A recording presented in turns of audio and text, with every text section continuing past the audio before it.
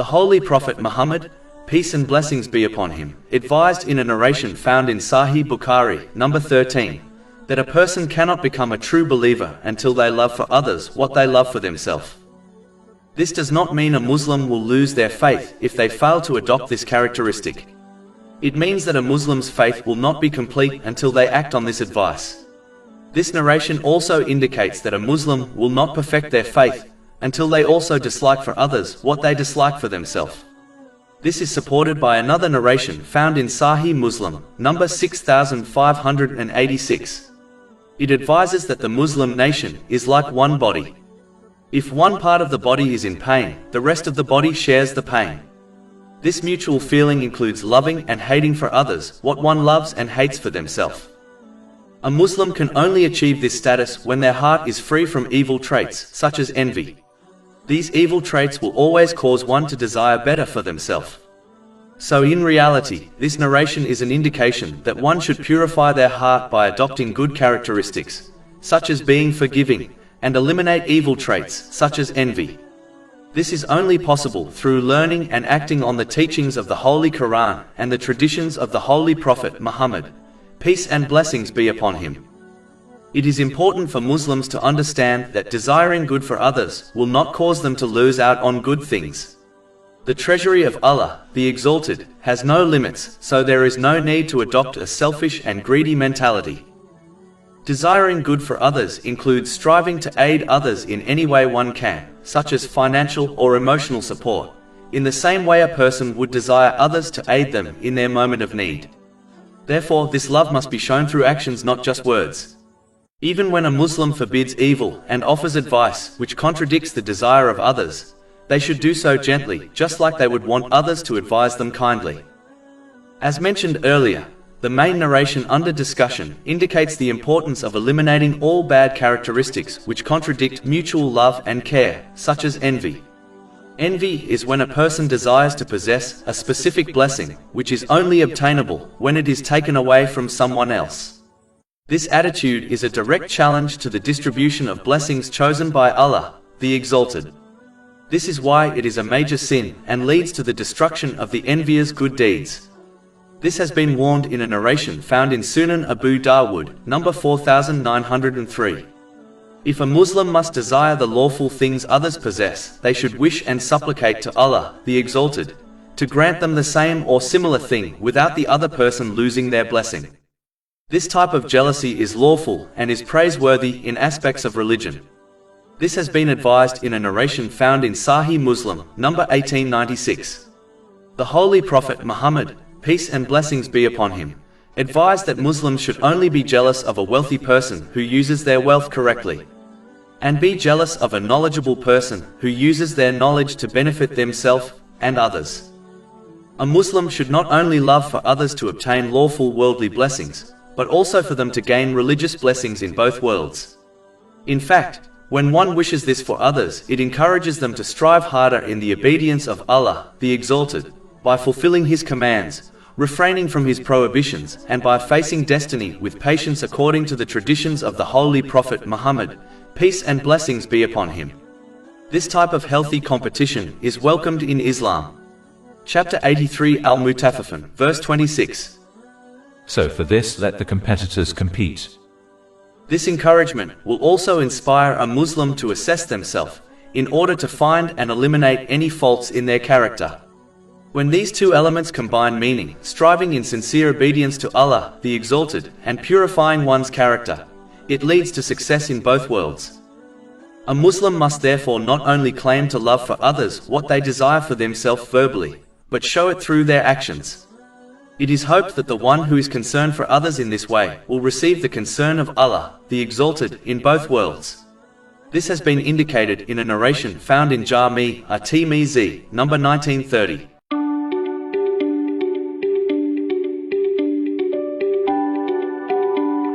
In a narration found in Sahih Muslim, number 6853, the Holy Prophet Muhammad, peace and blessings be upon him, advised that whoever relieves the distress of a Muslim, Allah, the Exalted, will relieve a hardship from them on the Day of Judgment. This shows that a Muslim is treated by Allah, the Exalted, in the same way they act. There are many examples of this within the teachings of Islam. For example, chapter 2 Al-Baqarah, verse 152. So remember me, I will remember you. Another example is mentioned in a narration found in Jami' at-Tirmidhi, number 1924. The Holy Prophet Muhammad, peace and blessings be upon him, advised that the one who shows mercy to others will receive mercy from Allah, the Exalted. A distress is anything which causes someone to fall into anxiety and difficulty. Therefore, the one who eases such a distress for another, whether worldly or religious, for the sake of Allah, the Exalted, will be protected from a hardship on Judgment Day by Allah, the Exalted. This has been indicated in different ways in many narrations. For example, the Holy Prophet Muhammad, peace and blessings be upon him, advised in a narration found in Jami' at-Tirmidhi, number 2449, that the one who feeds a hungry Muslim will be fed the fruits of paradise on the Day of Judgment. And the one who gives a drink to a thirsty Muslim will be given a drink from paradise by Allah, the Exalted, on the Day of Judgment. As the difficulties of the hereafter are much greater than those found in the world, this reward is held back for a Muslim until they reach the hereafter. This also indicates that a Muslim should always be more concerned with the hardships of Judgment Day over the hardships of this world. One must always remember that the hardships of this world will always be temporary, less severe and less far-reaching than the hardships of the hereafter. This understanding will ensure they strive hard in the sincere obedience of Allah, the Exalted, in order to avoid the hardships of the hereafter. Another thing mentioned in the main narration under discussion is that whoever conceals the faults of a Muslim will have their faults concealed by Allah, the Exalted, in both this world and the next. This is quite evident if one ponders over it. The people who are accustomed to exposing the faults of others are the ones whose faults are made public by Allah, the Exalted. But the one who conceals the faults of others is considered by society as someone who has no obvious faults. There are two types of people in respect to this advice. The first are those whose wrong actions are private, meaning this person does not commit sins openly, nor exposes their sins in a boastful manner to others. If this person slips up and commits a sin which becomes known to others, it should be veiled as long as this does not cause harm to others. Chapter 24 An-Nur, verse 19. Indeed, those who like that immorality should be spread or publicized among those who have believed will have a painful punishment in this world and the hereafter. In fact, the Holy Prophet Muhammad, peace and blessings be upon him, advised Muslims to overlook the mistakes of those who strive to obey Allah, the Exalted, in a narration found in Sunan Abu Dawud, number 4375. The second type of person is the wicked one who commits sins openly, and does not care about people finding out about them. In fact, they often boast about the sins they have committed to others. As they inspire others to act in an evil way, exposing their faults in order to warn others does not contradict this narration. Nor will this person have their faults exposed by Allah, the Exalted, in return for exposing the faults of this wicked person, which is mentioned in a narration found in Sunan Ibn Majah, number 2546, as long as they are exposing the faults of another for the correct reason. It is important to act on this part of the main narration under discussion, as the humiliation of being exposed on Judgment Day, in front of the entire creation, is beyond imagination. So a person should not fool themselves into believing that as being exposed in this world is bearable for them, they will also be able to bear being exposed on Judgment Day. The next thing mentioned in the main narration under discussion is that Allah, the Exalted, will continue helping a Muslim as long as they are helping others. A Muslim must understand that when they strive for something or are aided by another person to complete a particular task, the outcome may be successful or end in failure. But when Allah, the Exalted, helps someone with anything, a successful outcome is guaranteed. It is important to note that this divine aid is obtained when one aids others in both religious and lawful worldly matters. In addition, a Muslim must help others for the sake of Allah, the Exalted, if they desire this reward. This means they should not expect, hope, nor ask for any signs of gratitude from who they are aiding. Muslims should therefore, for their own sake, strive to help others in all good things, so that they receive the help of Allah, the Exalted, in both worlds.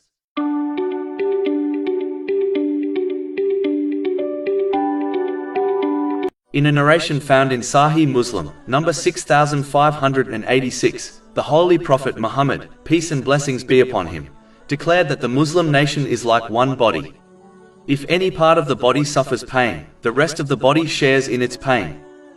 This narration, like many others, indicates the importance of not becoming so self-absorbed into one's own life, thereby behaving as if the universe revolves around them and their problems. The devil inspires a Muslim to focus so much on their own life and their problems, that they lose focus on the bigger picture, which leads to impatience, and causes them to become heedless of others, and as a result they fail their duty in supporting others according to their means. A Muslim should always bear this in mind, and strive to aid others as much as they can. This extends beyond financial help, and includes all verbal and physical help, such as good and sincere advice. Muslims should regularly observe the news, and those who are in difficult situations all over the world. This will inspire them to avoid becoming self-centered and self-absorbed, and instead aid others. In reality, the one who only cares about themselves is lower in rank than an animal, as even they care about their offspring. In fact, a Muslim should be better than animals by practically caring for others beyond their own family. This narration also indicates the importance of unity and equality in Islam, as one must aid other Muslims according to their means, irrespective of their gender, ethnicity, or anything else. The same way a person desires to remove their own distress, they must strive to behave in this manner for others, as the main narration clearly indicates that for a Muslim there is no difference between them facing a distress or another Muslim facing a distress. It is one in the same. Finally, even though a Muslim cannot remove all the problems of the world, but they can play their part and help others according to their means, as this is what Allah, the Exalted, commands and expects.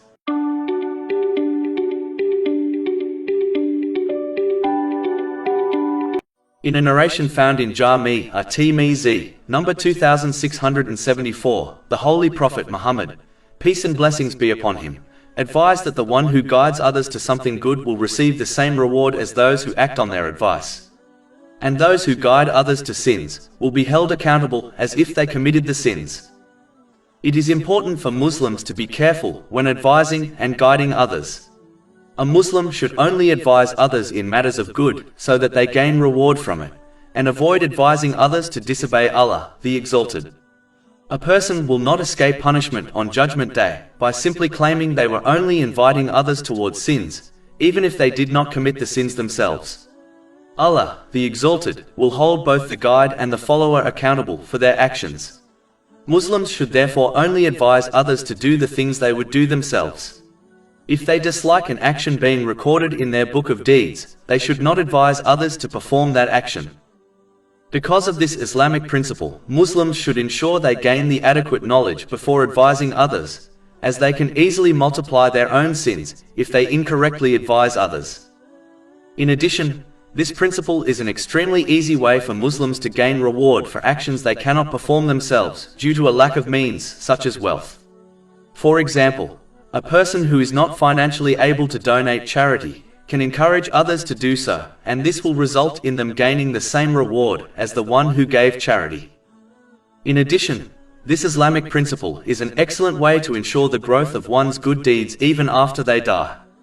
The more one guides others to what is pleasing to Allah, the Exalted, the more their good deeds will increase. This is the legacy a Muslim must concern themselves with, as all other legacies, such as property empires, will come and go, and they will not benefit them after they die. If anything, they will be held accountable for earning and hoarding their empire, while their inheritors enjoy the empire the deceased left behind.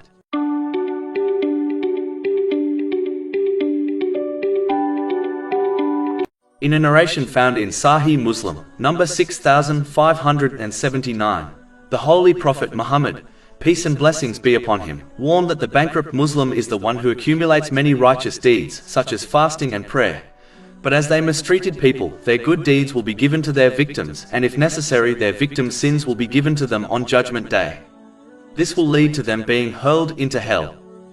It is important to understand that a Muslim must fulfill both aspects of faith in order to achieve success. The first are the duties in respect to Allah, the Exalted, such as the obligatory prayer. The second aspect is to fulfill the rights of people, which includes treating them kindly. In fact, the Holy Prophet Muhammad, peace and blessings be upon him, has declared in a narration found in Sunan an-Nasai, number 4998, that a person cannot be a true Muslim and believer until they keep their physical and verbal harm away from a person and their possessions, irrespective of the religion they follow. It is important to understand that Allah, the Exalted, is infinitely forgiving, meaning, He will forgive those who sincerely repent to Him. But He will not forgive the sins which involve other people until the victim forgives first. As people are not so forgiving, a Muslim should be fearful that those who they have wronged will exact revenge on them by taking away their precious good deeds on Judgment Day. Even if a Muslim fulfills the rights of Allah, the Exalted, they may still end up in hell simply because they have wronged others. It does not make sense to accumulate righteous deeds, such as prayers and fasts, only to hand them over to others on Judgment Day. One must instead strive to increase their righteous deeds and minimize their sins by fulfilling the rights of Allah, the Exalted, and people, according to the teachings of Islam.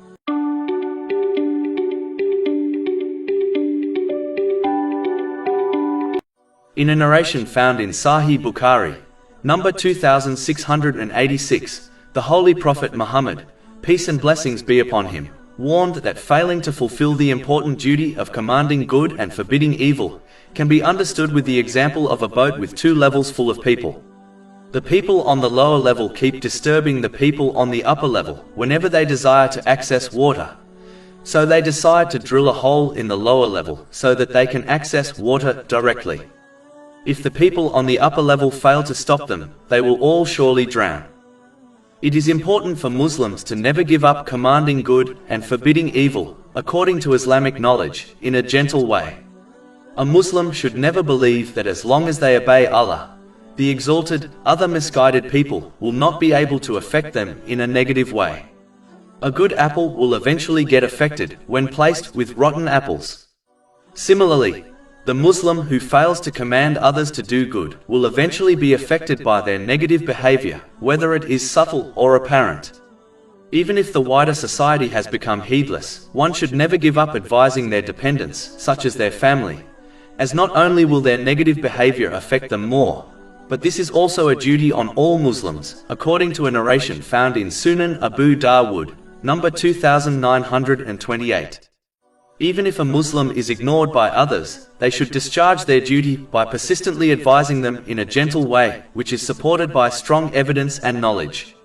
Commanding good and forbidding evil, while ignorant and with bad manners, will only push people further away from the truth and right guidance, which in turn will affect the whole community negatively. Only when one commands good and forbids evil correctly, will they be protected from the negative effects of society and pardoned on the Day of Judgment. Chapter 7 Al-Araf, verse 164. And when a community among them said, "Why do you advise or warn a people whom Allah is about to destroy or to punish with a severe punishment?" They, the advisers, said, "To be absolved before your Lord, and perhaps they may fear Him." But if they only care about themselves and ignore the actions of others, it is feared that the negative effects of others may well lead to their eventual misguidance.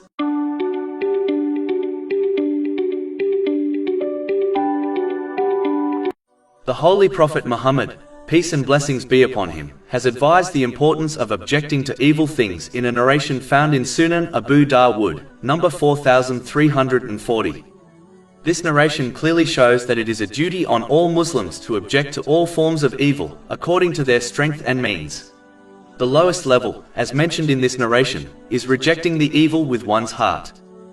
This shows internally approving evil actions is one of the ugliest of those things which are forbidden. In fact, the Holy Prophet Muhammad, peace and blessings be upon him, warned in a narration found in Sunan Abu Dawud, number 4345, that the one who is present when an evil is committed and denounces it is like the one who was not present. But the one who was absent and approved the evil deed is like the one who was present and silent when it was committed. The first two aspects of objecting to evil, mentioned in the main narration under discussion, are through one's physical actions and speech. This is only a duty on a Muslim who has the strength to do so. For example, they will not be harmed by their actions or words. It is important to note, objecting to evil with one's hand does not refer to fighting. It refers to correcting the evil actions of others, such as returning the rights of someone which have been unlawfully violated. The one who is in a position to do so yet refrains from doing so has been warned of a punishment in a narration found in Sunan Abu Dawud, number 4338. The Holy Prophet Muhammad, peace and blessings be upon him, has advised Muslims in a narration found in Jami' at-Tirmidhi, number 2191, that they should not fear the creation in respect to speaking the truth.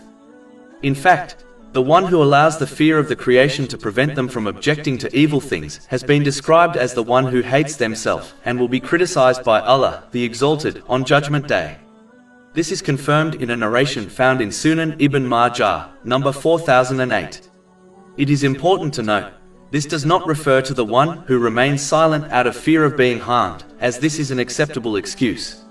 It instead refers to the person who remains silent because of the status people hold in their eyes, even though they have nothing to fear if they speak against the evil which is occurring.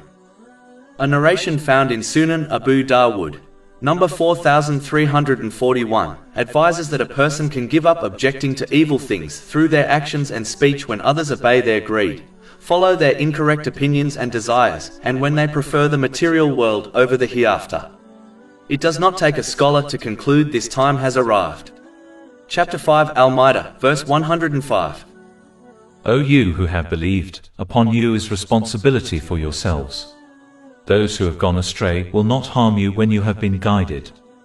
But it is important to note, a Muslim should continue with this important duty in respect to their dependents, as this is a duty on them according to a narration found in Sunan Abu Dawud, number 2928, and in respect to those they feel physically and verbally safe from, as this is the superior attitude.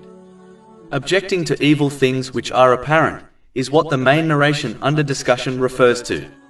Meaning, it does not grant permission to Muslims to spy on others in order to find evil things to object to. Spying and anything associated with it in this respect are forbidden. Chapter 49 Al-Hujurat, verse 12. O you who have believed, do not spy.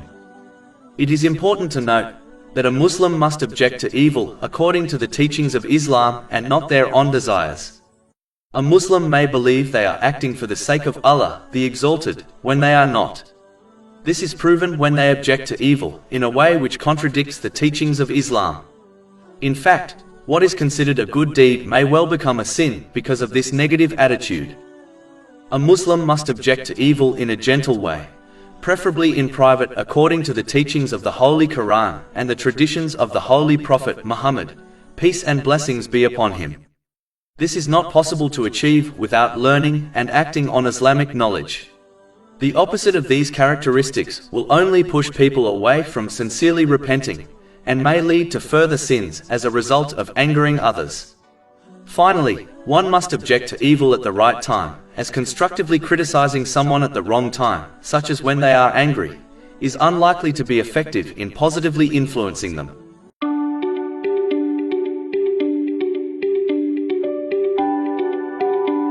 In a narration found in Jami' at-Tirmidhi, number 2003, the Holy Prophet Muhammad, peace and blessings be upon him, advised that the heaviest thing in the scales of Judgment Day will be good character. This includes showing good character towards Allah, the Exalted, by fulfilling His commands, refraining from His prohibitions, and by facing destiny with patience according to the traditions of the Holy Prophet Muhammad, peace and blessings be upon him. This will cause one to use the blessings they have been granted in ways pleasing to Allah, the Exalted. The essence of this is learning and acting on Islamic knowledge. The main narration also includes showing good character towards people. Unfortunately, many Muslims strive to fulfill the obligatory duties in respect to Allah, the Exalted, but neglect the second aspect by mistreating others. They fail to understand its importance. A narration found in Jami' at-Tirmidhi, number 2515, clearly advises that a person will not be a true believer until they love for others what they love for themselves. Meaning, the same way a person desires to be treated kindly by people, they must also treat others with good character. In addition, a person cannot be a true believer and Muslim until they keep their verbal and physical harm away from others and their possessions irrespective of their faith. This has been confirmed in a narration found in Sunan an-Nasai, number 4998. The Holy Prophet Muhammad, peace and blessings be upon him, once warned in a narration found in Sahih Bukhari, number 3318, that a woman will enter hell because she mistreated a cat which led to its death. And another narration found in Sunan Abu Dawood, number 2550, advises that a man was forgiven because he fed a thirsty dog. If this is the outcome of showing good character and the consequences of showing evil character to animals, can one imagine the importance of showing good character towards Allah, the Exalted, and people? In fact, the main narration under discussion concludes by advising that the one who possesses good character will be rewarded like the Muslim who persistently worships Allah, the Exalted, and regularly fasts. Finally, according to the main narration, if good character will be the heaviest thing in the scales of Judgment Day in favor of a person, then this means that the heaviest thing in the scales of Judgment Day against a person will be bad character. Bad character towards Allah, the Exalted, by failing to sincerely obey Him, and towards the creation, by failing to treat them how one desires to be treated by others.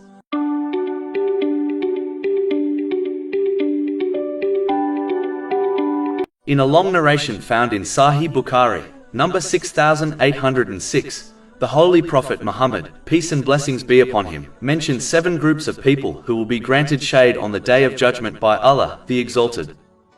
This shade will protect them from the horrors of the Day of Judgment, which includes the unbearable heat caused by the sun being brought within 2 miles of the creation. This has been warned in a narration found in Jami' at-Tirmidhi, number 2421. One of these groups includes the just ruler. This in fact includes every Muslim who strives to fulfill their duties as a ruler and shepherd over their dependents, such as their children. This is the one who strives to fulfill all the duties towards Allah, the Exalted, and people, especially to those under their care. It includes those Muslims who have no dependents, as each person is a ruler over their own body, and worldly blessings they have been granted by Allah, the Exalted, such as wealth.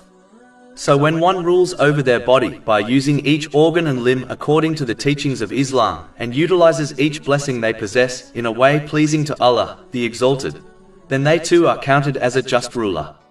The one who acts justly always aims to please Allah, the Exalted, even if it leads to the displeasure of people and their inner devil. In reality, the just Muslim is the one who strives in the obedience of Allah, the Exalted, by fulfilling His commands, refraining from His prohibitions, and by facing destiny with patience while fulfilling the rights of Allah, the Exalted, their own rights and the rights of people. The next person who will be granted shade on Judgment Day are those who love other people for the sake of Allah, the Exalted. This means they interact, advise and help others only for the sake of Allah, the Exalted. They prove their love through actions, not just through their words. They never demand nor expect anything in return for what they do from people, and only hope in reward from Allah, the Exalted. This sincerity is the foundation of Islam, as each Muslim will be judged according to their intention, not just their deeds. This is confirmed in a narration found in Sahih Bukhari, number 1. Those who act for the sake of people will be told on Judgment Day to gain their reward from those who they acted for, which will not be possible.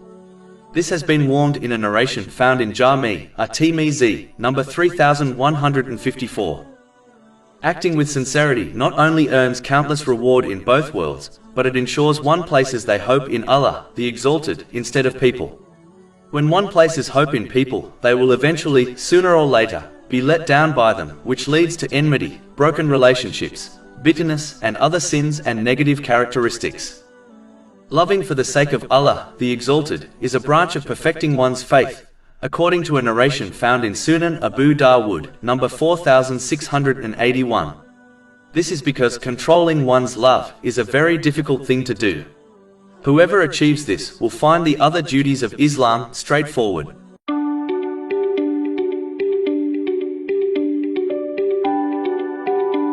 In a narration found in Sunan an-Nasai, number 4998, the Holy Prophet Muhammad, peace and blessings be upon him, advised the signs of a true Muslim and a true believer. A true Muslim is the one who keeps their verbal and physical harm away from others. This in fact includes all people irrespective of their faith. It includes all types of speech and actions which can cause harm or distress to another. This can include failing to give the best advice to others, as this contradicts sincerity towards others. This has been commanded in a narration found in Sunan and Nasai, number 4204. It includes advising others to disobey Allah, the Exalted, thereby inviting them towards sins. A Muslim should avoid this behavior, as they will be held accountable for every person who acts on their bad advice. This has been warned in a narration found in Sahih Muslim, number 2351. This also includes not getting involved in other people's business, as this often leads to harming others. A Muslim must speak in a positive way in respect to others in their presence and absence, just like they desire other people to talk positively about them. Physical harm includes causing problems for other people's livelihood, committing fraud, conning others, and physical abuse. All of these characteristics contradict Islamic teachings and must be avoided. A true believer, according to the main narration under discussion, is the one who keeps their harm away from the lives and property of others. Again, this applies to all people irrespective of their faith. This includes stealing, misusing or damaging the property and belongings of others.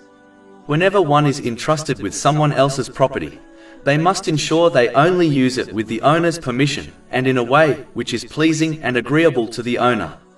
The Holy Prophet Muhammad, peace and blessings be upon him, has warned in a narration found in Sunan an-Nasai, number 5421, that whoever illegally takes someone else's property through a false oath, even if it is as small as a twig of a tree, will go to hell. To conclude, a Muslim must support their verbal declaration of belief with actions, as they are the physical proof of one's belief which is needed to obtain success in both worlds. In addition, a Muslim should fulfill the characteristics of true belief in respect to Allah, the Exalted, and people. An excellent way of achieving this in respect to people is to simply treat others how they wish to be treated by people, which is with respect and peace.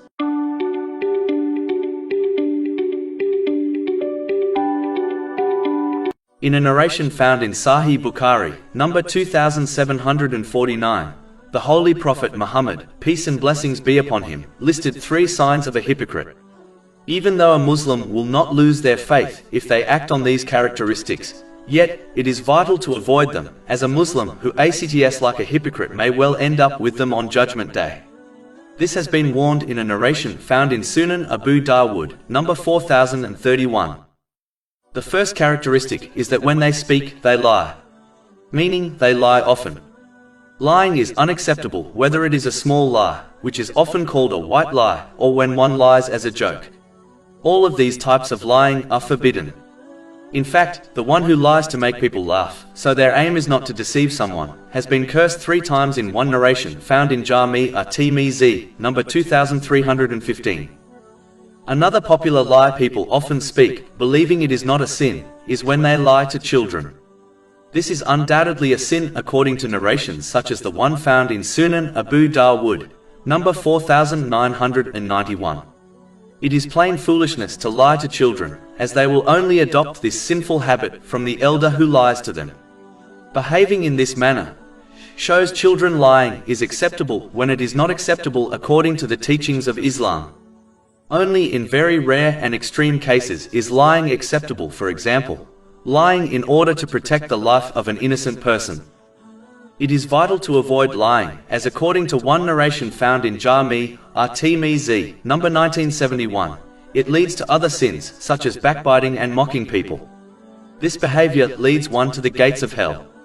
When a person continues to lie, they are recorded by Allah, the Exalted, as a great liar. It does not take a scholar to predict what will happen to a person on Judgment Day, who has been recorded by Allah, the Exalted, as a great liar. All Muslims desire the company of the angels. Yet, when a person lies, they are deprived of their company. In fact, the stench that is emitted from the mouth of a liar causes the angels to move a mile away from them. This is confirmed in a narration found in Jami at-Tirmizi, number 1972.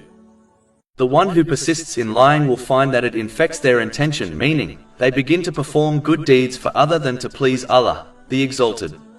This leads to a loss in reward in both worlds. In addition, it will also corrupt their actions, as physical sins become easier to do when one's tongue is addicted to lying. The next characteristic of hypocrisy mentioned in the main narration is that they betray their trusts. This includes all the trusts one possesses from Allah, the Exalted, and people. Every blessing one possesses has been entrusted to them by Allah, the Exalted. The only way to fulfill these trusts is by using the blessings in ways pleasing to Allah, the Exalted. This has been discussed and outlined in the Holy Quran and the traditions of the Holy Prophet Muhammad, peace and blessings be upon him. This will ensure they gain further blessings, as this is true gratitude. Chapter 14 Ibrahim, verse 7. And remember when your Lord proclaimed, "If you are grateful, I will surely increase you in favor." The trusts between people are important to fulfill also. The one who has been entrusted with someone else's belongings should not misuse them, and only use them according to the wishes of the owner. One of the greatest trusts between people is keeping conversations secret, unless there is some obvious benefit in informing others. Unfortunately, this is often overlooked amongst Muslims. One must treat the trusts between them and people in a way they desire others to treat the trusts that are between them. In addition, these trusts include the people under one's care, such as dependents. A Muslim must strive to fulfill these trusts by fulfilling the rights of these people according to the teachings of Islam. For example, it is a duty on a parent to encourage their children to learn, understand and act on the teachings of the Holy Quran and the traditions of the Holy Prophet Muhammad, peace and blessings be upon him. The final sign of hypocrisy mentioned in the main narration under discussion is breaking one's promises. The greatest of promises a Muslim has made is with Allah, the Exalted, which was agreed when one accepted him as their Lord and God. This involves fulfilling his commands, refraining from his prohibitions and facing destiny with patience according to the traditions of the Holy Prophet Muhammad, peace and blessings be upon him. All other promises made with people must also be kept, unless one has a valid excuse, especially the ones a parent makes with children. Breaking promises only teaches children bad character and encourages them to believe being deceitful is an acceptable characteristic to possess. In a narration found in Sahih Bukhari, number 2227, Allah, the Exalted, declares that he will be against the one who makes a promise in his name and then breaks it without a valid excuse. How can the one who has Allah, the Exalted, against them on Judgment Day, possibly succeed? It is always safer not to make promises with others where possible. But when a lawful promise is made, one must strive hard to fulfill it.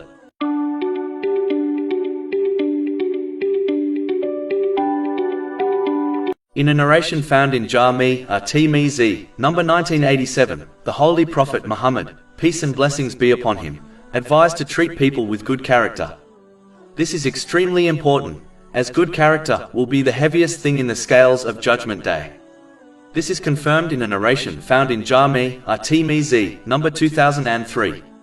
One should adopt this by learning and acting on the character of the Holy Prophet Muhammad, peace and blessings be upon him, which is the character taught by the Holy Quran. Through this one will replace their negative characteristics with good ones. Those who mistreat others, even if they fulfill their duties to Allah, the Exalted, will find that on Judgment Day, their good deeds are given to their victim, and if necessary their victim's sins will be given to them. This might cause them to be hurled into hell. This has been warned in a narration found in Sahih Muslim, number 6579.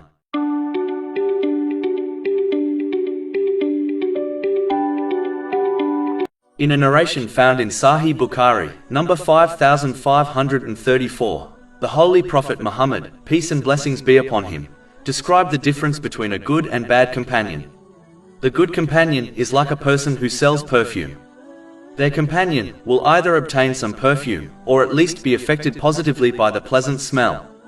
Whereas a bad companion is like a blacksmith. If their companion does not burn their clothes, they will certainly be affected negatively by the smoke.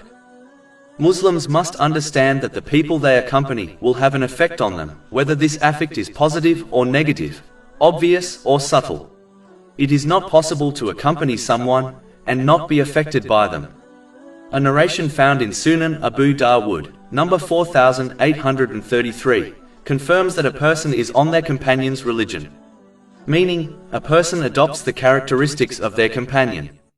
It is therefore important for Muslims to always accompany the righteous, as they will undoubtedly affect them in a positive way, meaning, they will inspire them to obey Allah, the Exalted, by fulfilling His commands, refraining from His prohibitions, and by facing destiny with patience according to the traditions of the Holy Prophet Muhammad, peace and blessings be upon him. Whereas, bad companions will either inspire one to disobey Allah, the Exalted, or they will encourage a Muslim to concentrate on the material world over practically preparing for the hereafter. Meaning, they will hinder them from using the blessings they have been granted in ways pleasing to Allah, the Exalted. This attitude will become a great regret for them in both worlds, even if the things they strive for are lawful but beyond their needs, as using the blessings one has been granted in vain or sinful ways is the root of forgetting Allah, the Exalted. Chapter 20 Taha, verse 124. And whoever turns away from my remembrance, indeed he will have a depressed, i.e. difficult life, and we will gather, i.e. raise him on the day of resurrection blind. Finally, as a person will end up with those they love in the hereafter, according to the narration found in Sahih Bukhari, number 3688, a Muslim must practically show their love for the righteous by accompanying them in this world and adopting their lifestyle and behavior. But if they accompany bad or heedless people, then it proves and indicates their love for them and their ultimate company in the hereafter.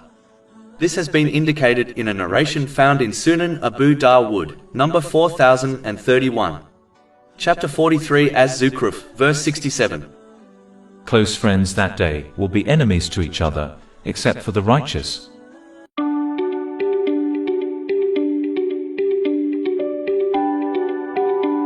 In a narration found in Sahih Bukhari, number 2447, the Holy Prophet Muhammad, peace and blessings be upon him, warned that oppression will become a darkness on the Day of Judgment. This is vital to avoid, as those who find themselves plunged in darkness are unlikely to find their way to paradise. Only those who will be provided a guiding light will be able to do this successfully. Committing oppression will therefore prevent one from obtaining this light. Oppression can take many forms. The first type is when one fails to fulfill the commands of Allah, the Exalted, and refrain from His prohibitions. Even though this has no effect on the infinite status of Allah, the Exalted, it will cause the person to become submerged into darkness in both worlds. According to a narration found in Sunan Ibn Majah, number 4244, whenever a person commits a sin, a black spot is etched on their spiritual heart. The more they sin, the more their heart will become encompassed by darkness. This will prevent them from accepting and following true guidance in this world. This in turn will lead to darkness in the next world. Chapter 83 Al-Mutaffifin, verse 14. No. Rather, the stain has covered their hearts of that which they were earning. The next type of oppression is when one oppresses themselves by failing to fulfill the trust they have been granted by Allah, the Exalted, in the form of the worldly blessings they possess, such as their body and wealth. This trust is fulfilled when one uses every blessing they have been granted in ways pleasing to Allah, the Exalted, the Creator and Owner of all blessings. The greatest of these blessings is faith. This must be protected and strengthened through gaining and acting on Islamic knowledge. Faith is like a plant which must be constantly taken care of and nourished through learning and acting on Islamic knowledge. The death of this plant will extinguish the light of one's faith, which will result in them being left in darkness in both worlds. The final type of oppression is when one mistreats others. Allah, the Exalted, will not forgive these sins until the oppressor's victim forgives them first. As people are not so merciful, this is unlikely to happen. Then justice will be established on Judgment Day, where the oppressor's righteous deeds will be given to their victim, and if necessary, the victim's sins will be given to the oppressor. This may lead to the oppressor being hurled into hell. This has been warned in a narration found in Sahih Muslim, number 6579. One must avoid this outcome by treating others how they wish to be treated by people. A Muslim must avoid all forms of oppression if they desire a guiding light in this world and in the next.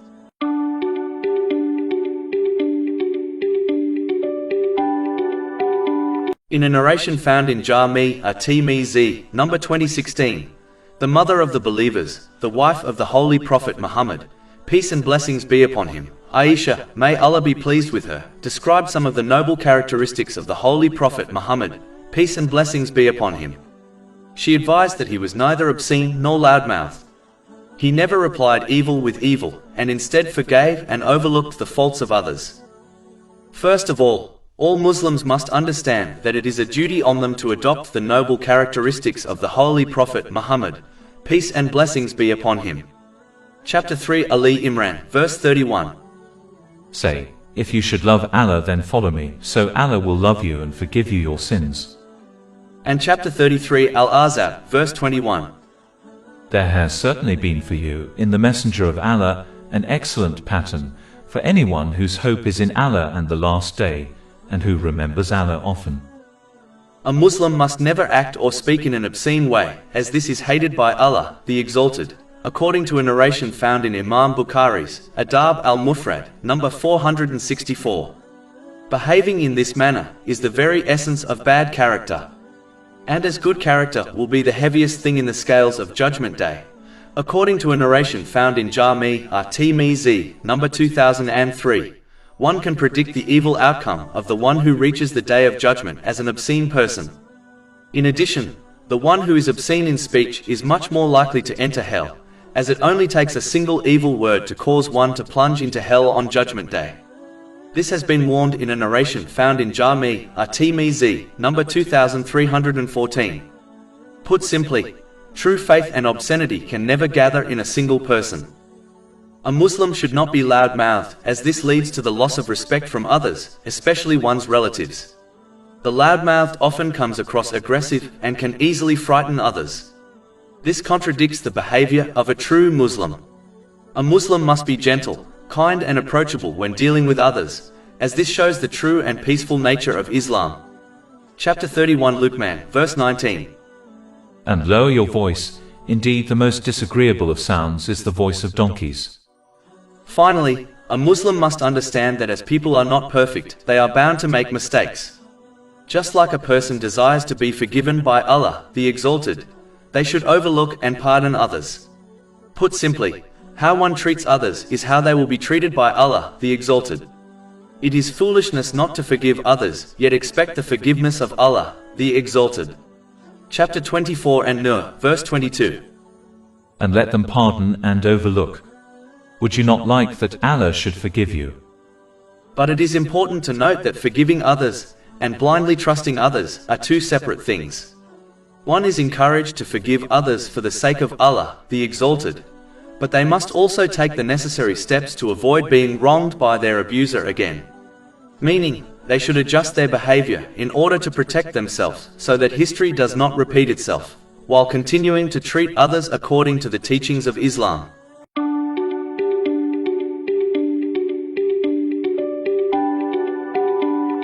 In a narration found in Jami at-Tirmidhi, number 2029, the Holy Prophet Muhammad, peace and blessings be upon him, advised that a person will become more honored when they forgive others for the sake of Allah, the Exalted.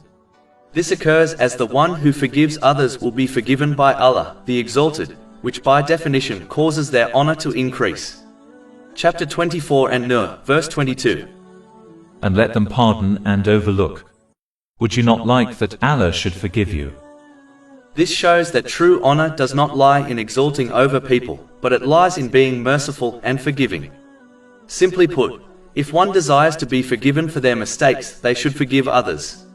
But it is important to note that one is encouraged to forgive others for the sake of Allah, the Exalted, but they must also take the necessary steps to avoid being wronged by their abuser again. Meaning, they should adjust their behavior in order to protect themselves so that history does not repeat itself, while continuing to treat others according to the teachings of Islam. Forgiving others does not mean being naive in respect to others.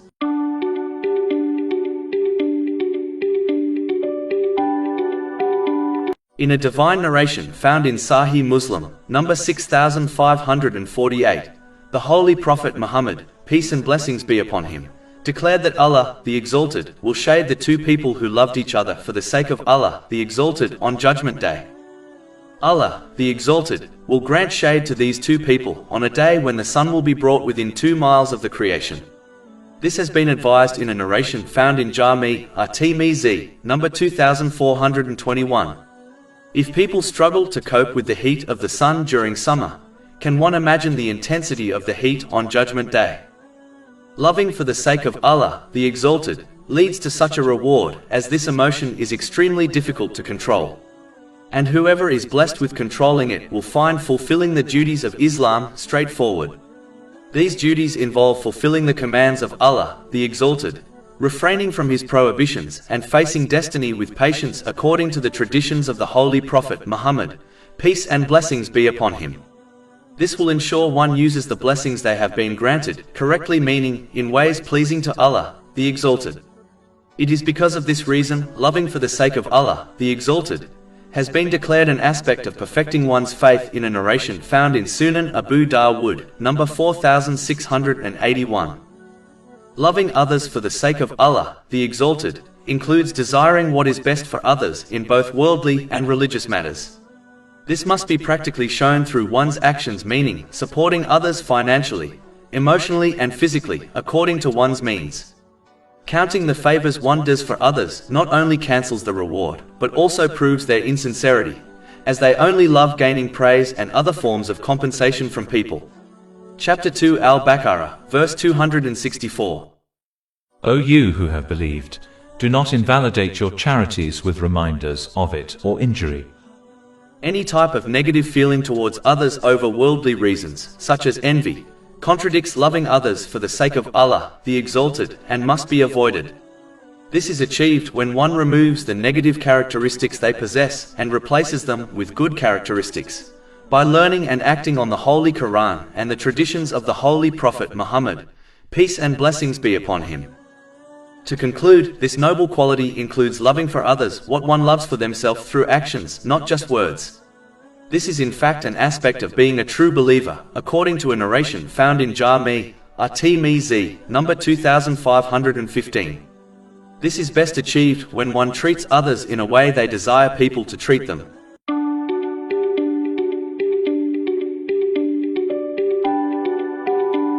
In a narration found in Sahih Bukhari, number 7376, the Holy Prophet Muhammad, peace and blessings be upon him, warned that Allah, the Exalted, will not show mercy to the one who does not show mercy to others. Islam is a very simple religion. One of its fundamental teachings is that how people treat others is how they will be treated by Allah, the Exalted. For example, those who learn to overlook and forgive the mistakes of others will be forgiven by Allah, the Exalted. Chapter 24 An-Nur, verse 22. And let them pardon and overlook. Would you not like that Allah should forgive you? Those who support others in beneficial worldly and religious matters such as emotional or financial aid will be supported by Allah, the Exalted, in both worlds. This has been advised in a narration found in Sunan Abu Dawud, number 4893. This same narration advises that the one who conceals the faults of others will have their faults concealed by Allah, the Exalted. Simply put, if one treats others with kindness and respect, according to the teachings of Islam, they will be treated similarly by Allah, the Exalted. And those who mistreat others will be treated similarly by Allah, the Exalted, even if they fulfill the obligatory duties which are connected to Him, such as the obligatory prayers. This is because a Muslim must fulfill both duties in order to achieve success, namely, the duties towards Allah, the Exalted, and people. An easy way to obtain divine mercy is to simply treat others how one desires to be treated by people. This is true for all people, irrespective of their faith, and in fact extends to all creatures. Finally, it is important to note a Muslim will only be treated kindly by Allah, the Exalted, if they treat others kindly for His sake. If they do it for any other reason, then they will undoubtedly forfeit the reward mentioned in these teachings. The foundation of all ACTS and Islam itself is one's intention. This has been confirmed in a narration found in Sahih Bukhari, number 1.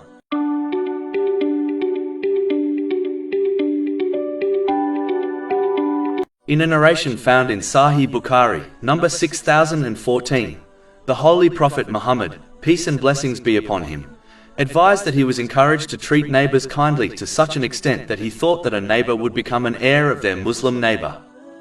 Unfortunately, this duty is often neglected, even though treating one's neighbor kindly is an important aspect of Islam. First of all, it is important to note that a person's neighbor in Islam includes all those people who are living within 40 houses in each direction to a Muslim's home. This is confirmed in Imam Bukhari's Adab al-Mufrad, number 109. The Holy Prophet Muhammad, peace and blessings be upon him, once connected belief in Allah, the Exalted, and Judgment Day, to treating a neighbor kindly, in a narration found in Sahih Muslim, number 174. This narration alone is enough to indicate the seriousness of treating neighbors kindly. A narration found in Imam Bukhari's Adab al-Mufrad, number 119, warns that a woman who fulfilled her obligatory duties and offered much voluntary worship would go to hell because she mistreated her neighbors through her speech. If this is the case for the one who harms their neighbor through words, can one imagine the seriousness of physically harming one's neighbor? A Muslim must be patient when mistreated by their neighbor. In fact, a Muslim should treat them kindly in cases like this. Repaying good with good is not difficult.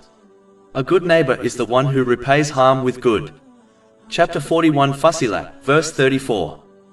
And not equal are the good deed and the bad. Repel evil by that deed which is better, and thereupon the one whom between you and him is enmity will become as though he was a devoted friend.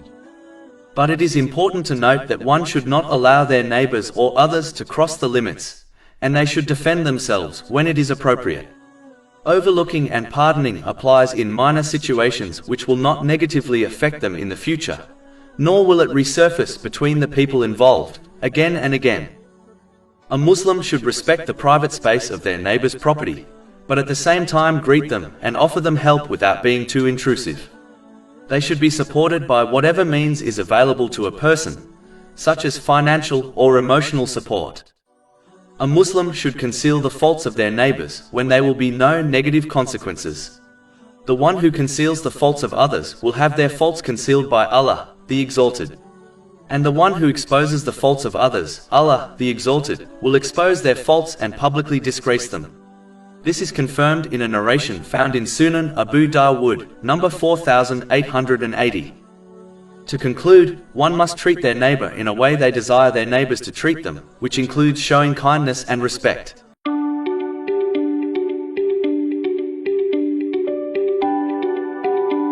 In a narration found in Sahih Muslim, number 6551, the Holy Prophet Muhammad, peace and blessings be upon him, advised that the Muslim who visits a sick person is in an orchard of paradise until they return. The first thing to note is that this narration includes visiting any sick person, irrespective of their faith.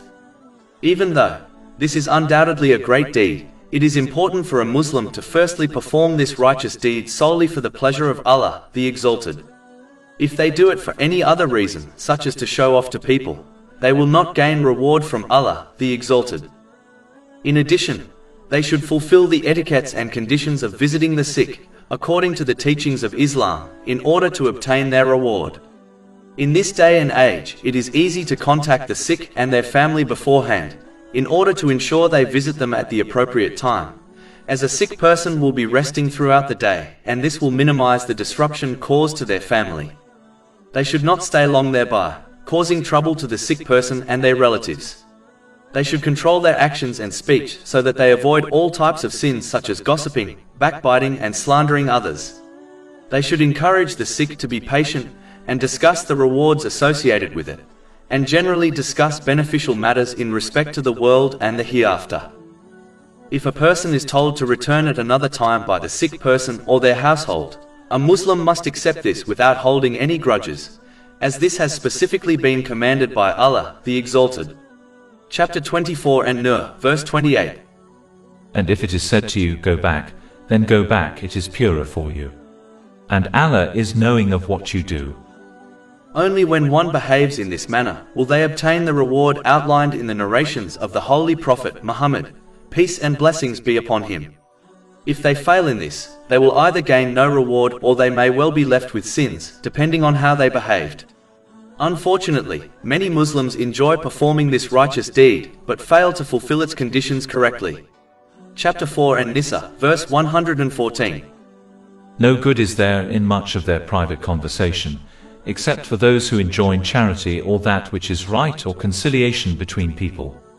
And whoever does that seeking means to the approval of Allah, then we are going to give him a great reward.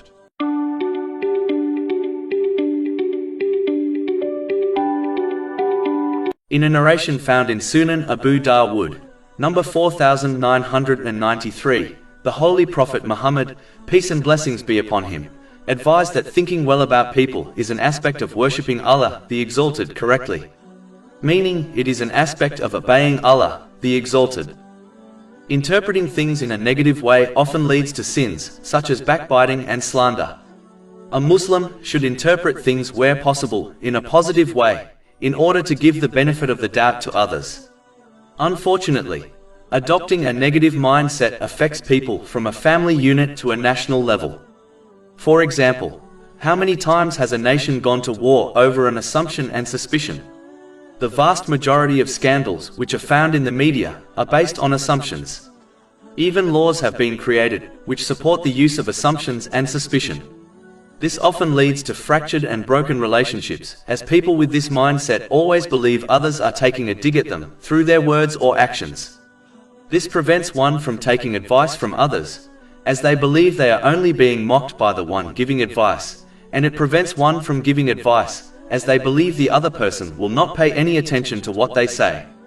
And a person will refrain from advising the one who possesses this negative mindset, as they believe it will only lead to an argument. This leads to other negative traits, such as bitterness. It is important for Muslims to understand that even if they assume someone is taking a dig at them, they should still accept their advice if it is based on the Holy Quran and the traditions of the Holy Prophet Muhammad, peace and blessings be upon him. Always interpreting things negatively also gives rise to a powerful mental illness, namely, paranoia. The one who adopts paranoia will always suspect others of bad things.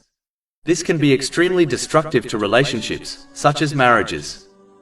One should strive to interpret things where possible in a positive way, which leads to a positive mentality. And a positive mindset leads to healthy relationships, feelings and unity. Whereas, always interpreting things in a negative way encourages one to always think and act negatively towards others, even when their behavior is good. This only prevents one from fulfilling the rights of others, something which has been commanded by Allah, the Exalted. Chapter 49 Al-Hujurat, verse 12. O you who have believed, avoid much negative assumption. Indeed, some assumption is sin.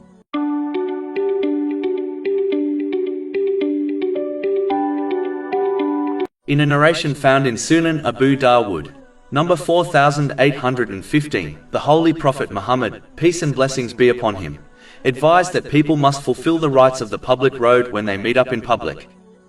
The first thing advised in this narration is that Muslims should lower their gaze and not look at things which are unlawful to them. In fact, one should protect each organ of their body, such as their tongue and ears, in the same way. This is achieved when one avoids the things which do not concern them. The next thing advised in this narration is that they should keep their harm away from others. This includes both harm in the form of speech, such as foul language and backbiting, and harm caused through physical actions. In fact, a person cannot be a true believer and Muslim until they keep their physical and verbal harm away from people and their possessions. This has been confirmed in a narration found in Sunan an-Nasai, number 4998. A Muslim should instead assist others in public, according to their means. If they cannot do this, then the least they can do is keep their physical and verbal harm away from others. The next thing mentioned in the main narration under discussion is that one should return the Islamic greeting of peace to others. This includes initiating the Islamic greeting of peace through one's words, and showing peace to others in one's actions and other speech. It is pure hypocrisy to extend peace to others through one's words and then harm them through their actions and other speech. Finally, the main narration under discussion advises Muslims to command good and forbid evil. This should be carried out according to the three levels discussed in a narration found in Jami' at-Tirmidhi, number 2172. The highest level is to do it with one's actions, within the bounds of Islam. The next level is to do it with one's words. And the lowest level is to do it with one's heart, meaning, secretly. This duty must always be fulfilled according to Islamic knowledge and in a gentle way. Where possible, this should be done privately in order to avoid embarrassing others, as this can often cause one to reject good advice. This should also be done at the appropriate time, for example, after an angry person has calmed down, as good advice at the wrong time is often ineffective. Often Muslims advise the correct thing, but as they do it in a harsh way, they only drive people further away from the obedience of Allah, the Exalted. It is therefore vital to combine correct knowledge with kind behavior, so that the good advice affects others in a positive way. Chapter 3 Ali Imran, verse 159. So by mercy from Allah you were lenient with them. And if you had been rude in speech and harsh in heart, they would have disbanded from about you. As these characteristics are difficult to adopt and implement publicly, one should choose the safer option and minimize socializing with others in public, as it often leads to more harm than good. To conclude, it is important to note that a Muslim should adopt and show these characteristics towards all people, irrespective of their faith.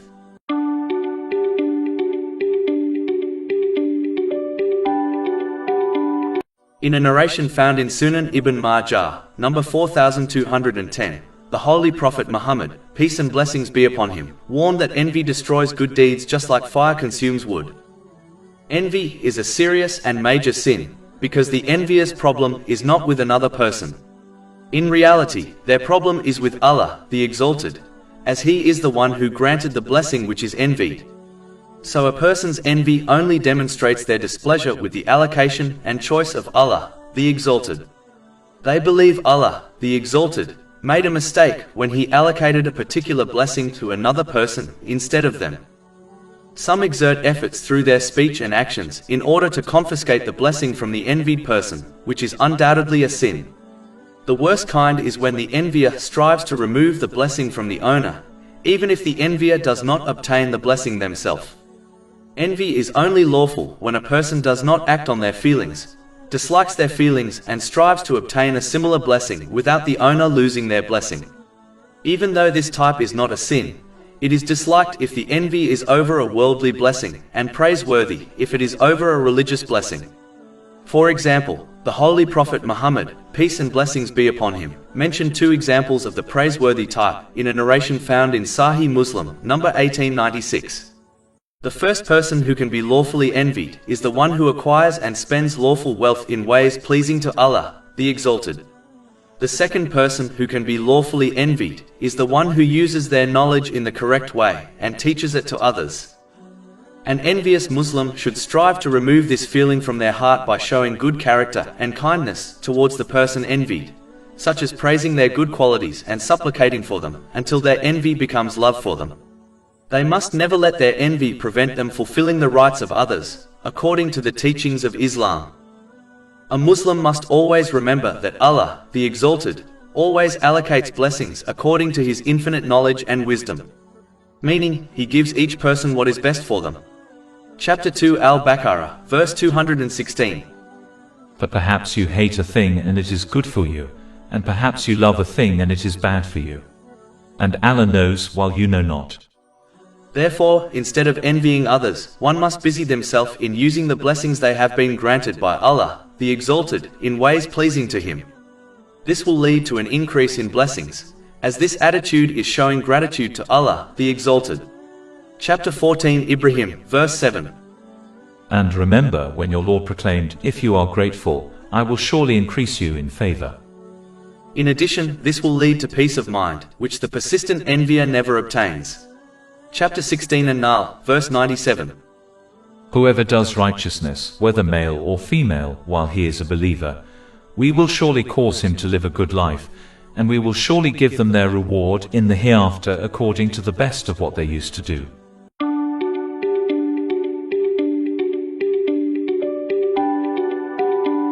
In a narration found in Jami' at-Tirmidhi, number 1337, the Holy Prophet Muhammad, peace and blessings be upon him, warned that the one who offers bribes and the one who takes bribes are both cursed. A curse involves the removal of the mercy of Allah, the Exalted. When this occurs, true lasting peace and success in both worldly and religious matters is not possible. Whatever worldly success one obtains, such as wealth through a bribe, will become a source of great difficulty, stress and punishment in both worlds, unless one sincerely repents. As the bribe is unlawful, any good deed which it is used on will be rejected and recorded as a sin.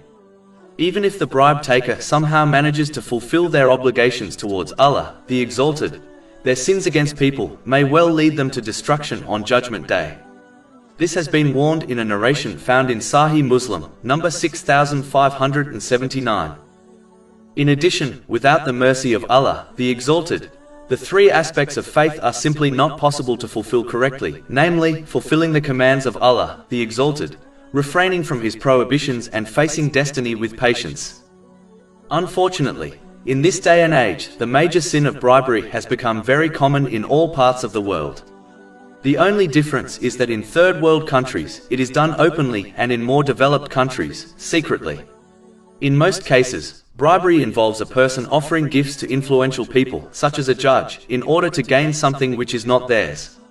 The only time a bribe will not be recorded as a sin is when one is forced to offer a bribe in order to recover their own property. The curse in this case is on the one who takes the bribe.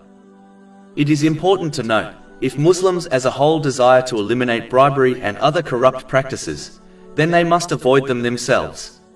Only when this correct attitude is adopted on an individual level will it affect those in social and political positions of influence. The reason these people act in this way is because they observe the society as a whole acting on corrupt practices themselves. But if society, on an individual level, rejected these practices, no person in a position of social or political influence would dare act in this way, as they know the people would not stand for it.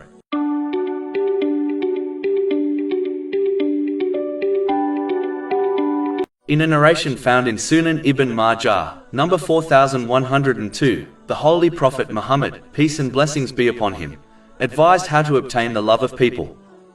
A Muslim can obtain the love of people by avoiding and desiring their worldly possessions. In reality, a person only behaves negatively towards others when they feel others actively desire their possessions, or when others actively compete for the worldly things they themselves desire. Meaning, the fear of losing what one possesses and losing out on the things which they desire through competition with others can lead to negative feelings towards others. If a Muslim instead occupies themselves with acting on the first part of this narration, it will prevent them from competing for the excess worldly things others desire, as the vast majority of these desires are for unnecessary worldly things. And if a Muslim keeps their harm away from the self and possessions of others, which according to a narration found in Sunan an-Nasai, number 4998, is the sign of a true believer, then they will gain the love of people also.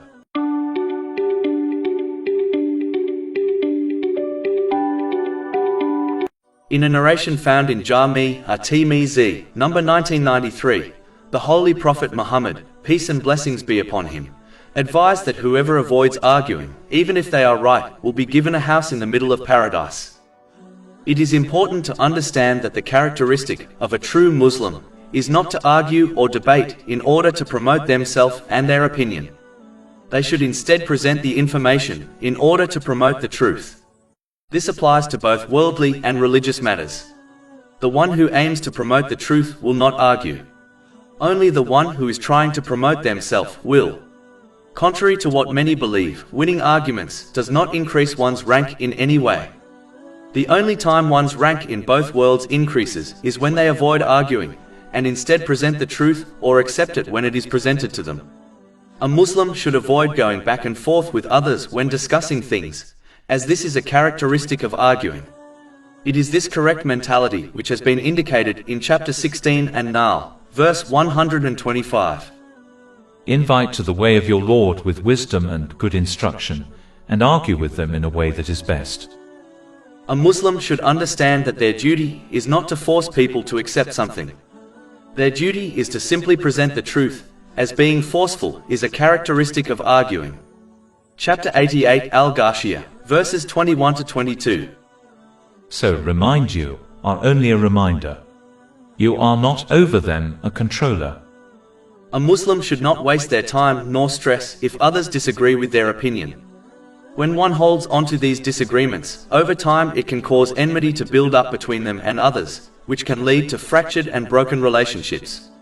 This can even lead to the sin of severing ties with people. So in cases like this, it is important for Muslims to let things go and not harbor negative feelings towards someone who disagrees with their opinion and choice. They should instead push themselves to agree to disagree and move on from the situation without any ill feelings. The one who fails to do this will find themselves always arguing and possessing enmity for others, as they are bound to disagree with others on certain topics and issues due to the difference in their characteristics and mentality. Understanding this principle is a branch of finding peace in this world. One should not argue with others who disagrees to the clear teachings of Islam. Instead, they should not take them as a friend, as one will be positively or negatively affected by their companions. Instead, one should maintain respect towards them and fulfill their rights according to the teachings of Islam, while avoiding socializing with them unnecessarily.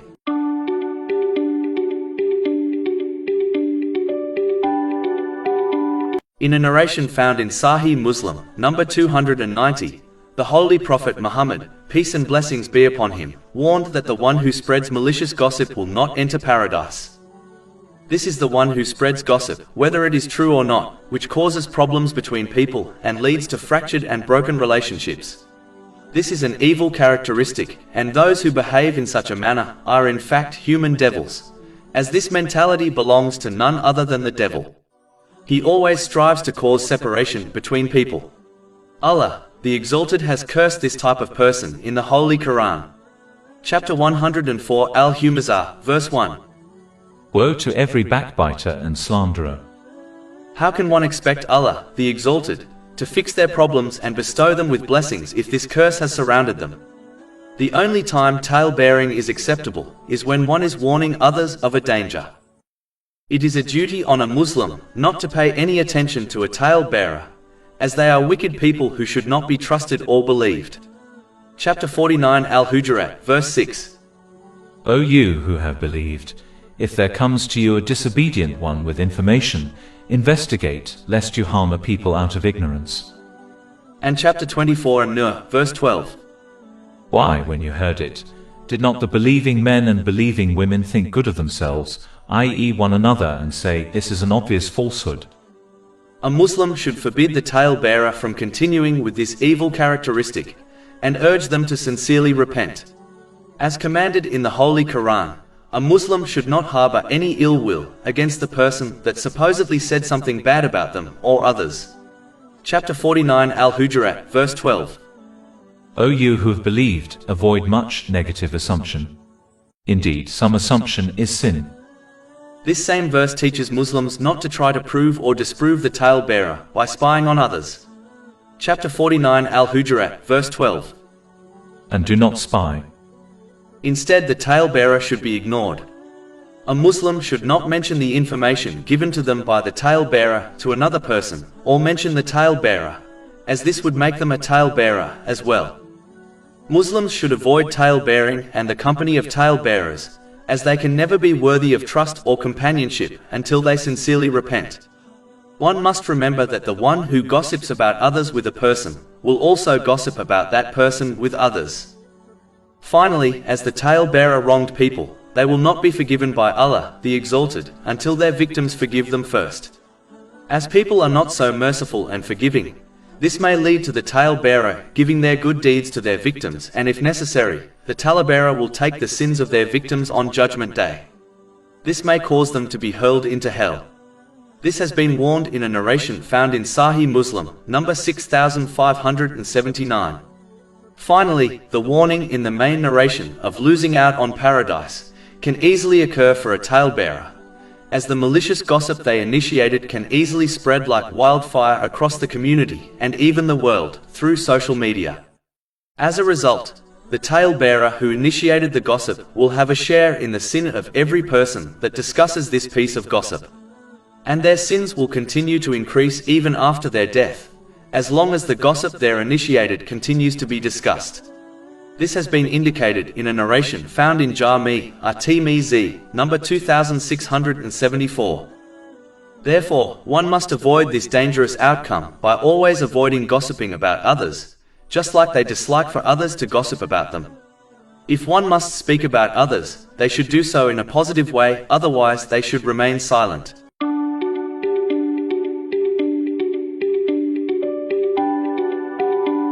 In a narration found in Sahih Bukhari, number 2409, the Holy Prophet Muhammad, peace and blessings be upon him, advised that each person is a guardian and therefore responsible for the things under their care. The greatest thing a Muslim is a guardian of is their faith. Therefore, they must strive to fulfill its responsibility by fulfilling the commands of Allah, the Exalted, refraining from His prohibitions, and by facing destiny with patience according to the traditions of the Holy Prophet Muhammad, peace and blessings be upon him. This guardianship also includes every blessing one has been granted by Allah, the Exalted, which includes external things such as wealth and internal things such as one's body. A Muslim must fulfill the responsibility of these things by using them in the way prescribed by Islam. For example, a Muslim should only use their eyes to look at lawful things, their tongue to utter only lawful and beneficial words, and their wealth in beneficial and virtuous ways. This guardianship also extends to others within one's life, such as relatives and friends. A Muslim must fulfill this responsibility by fulfilling their rights, such as providing for them and gently commanding good and forbidding evil, according to the teachings of Islam. One should not cut off from others, especially over worldly issues. Instead, they should continue to treat them kindly, hoping they will change for the better. This guardianship includes one's children. A Muslim must guide them by leading by example, as this by far is the most effective way in guiding children. They must obey Allah, the Exalted, practically as discussed earlier, and teach their children to do the same. The root of this involves gaining and acting on Islamic knowledge. To conclude, according to this narration, everyone has some sort of responsibility they have been entrusted with. So they should gain and act on the relevant knowledge in order to fulfill them, as this is a part of obeying Allah, the Exalted, and will therefore be questioned about on Judgment Day. Chapter 17 Al-Isra, verse 34.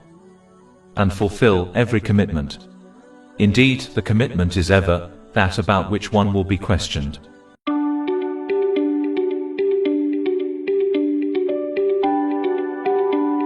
In a narration found in Sahih Bukhari, number 1240, the Holy Prophet Muhammad, peace and blessings be upon him, listed 5 rights a Muslim owes another Muslim. Firstly, they are to respond to the greeting of peace, even if replying contradicts their desires. More importantly, a Muslim must fulfill the Islamic greeting of peace practically, by showing peace and kindness towards others, through their speech and actions. It is extremely hypocritical to extend the Islamic greeting of peace to someone, and then harm them through their actions or other words.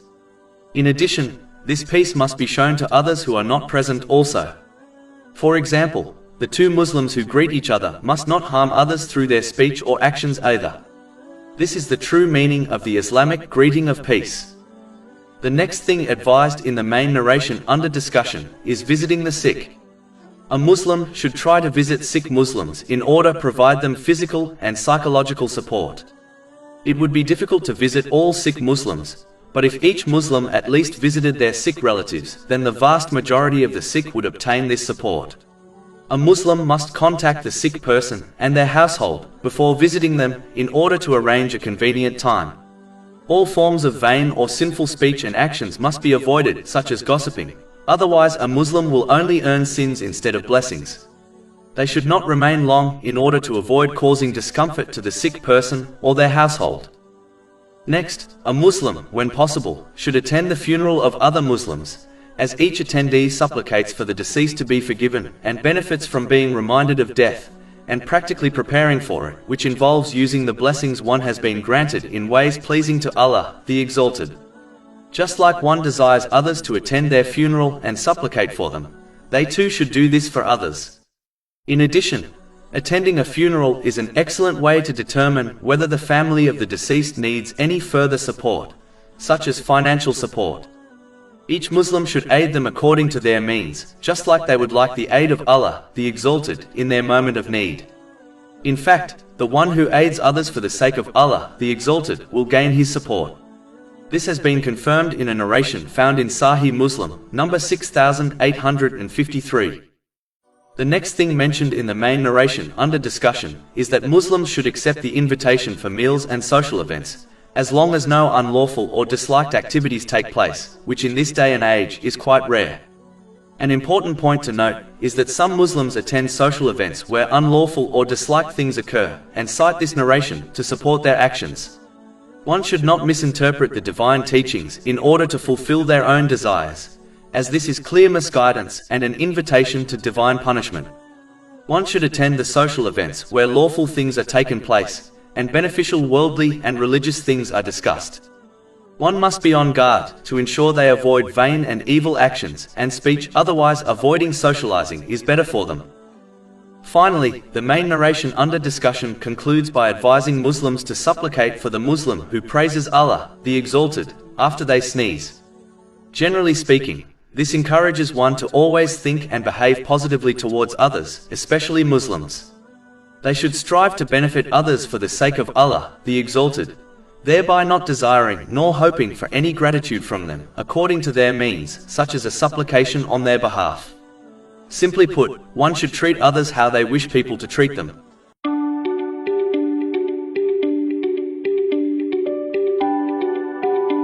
In a narration found in Sahih Muslim, number 6534, the Holy Prophet Muhammad, peace and blessings be upon him, warned that it is not lawful for a Muslim to abandon another Muslim for more than 3 days. This applies to those who abandon other Muslims for worldly reasons. Even though it is lawful to abandon someone over a religious reason, it is far superior to maintain ties with them and continue the duty of kindly commanding good and forbidding evil according to the teachings of Islam. This behavior will be far more effective in encouraging the sinful to sincerely repent to Allah, the Exalted, than abandoning them. A Muslim should continue to help others in matters of good, and forbid them from matters which are bad. Chapter 5 Al-Ma'idah, verse 2. And cooperate in righteousness and piety, but do not cooperate in sin and aggression. Muslims have been commanded to unite and not separate from each other, as unity leads to strength. The companions, may Allah be pleased with them, were few in number, but as they remained united, they overcame entire nations. Unfortunately, not fulfilling this important duty is one of the reasons why the general strength of the Muslims has weakened over time, even though their number has increased. In worldly matters, Muslims have been given 3 days where they can avoid another Muslim. The reason for this concession is that controlling one's anger can be difficult, and most people require time in order to achieve this, and time to realize the worldly issue is not worth severing ties over. Those who struggle to control their anger should take advantage of this concession and avoid the one they are angry with, as one often does and says things while angry which leads to further problems in both worlds. Islam is perfectly suited to the mentality of humans, and therefore takes this into consideration when setting out a code of conduct. The one who abandons other Muslims for more than 3 days over worldly issues should fear that they may well be abandoned by the mercy of Allah, the Exalted, as one is treated by Allah, the Exalted, according to how they treat others. This has been indicated in a narration found in Sahih Bukhari, number 7376.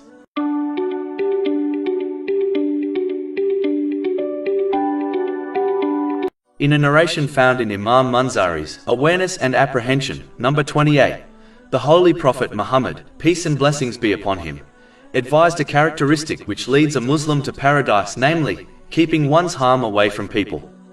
This is vital to fulfill, as according to a narration found in Sunan an-Nasai, number 4998, a person cannot be a true Muslim or believer until they keep their verbal and physical harm away from a person and their possessions, irrespective of their faith.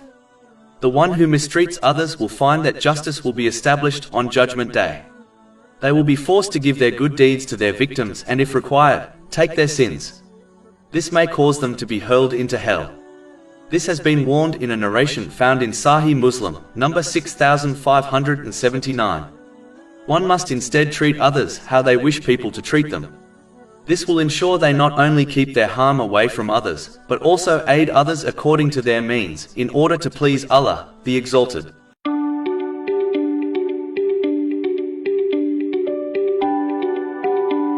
In a narration found in Jami' at-Tirmizi, number 1921, the Holy Prophet Muhammad, peace and blessings be upon him, warned that a person is not one of the true Muslims if they fail to show mercy to the young, respect the elders and command good and forbid evil.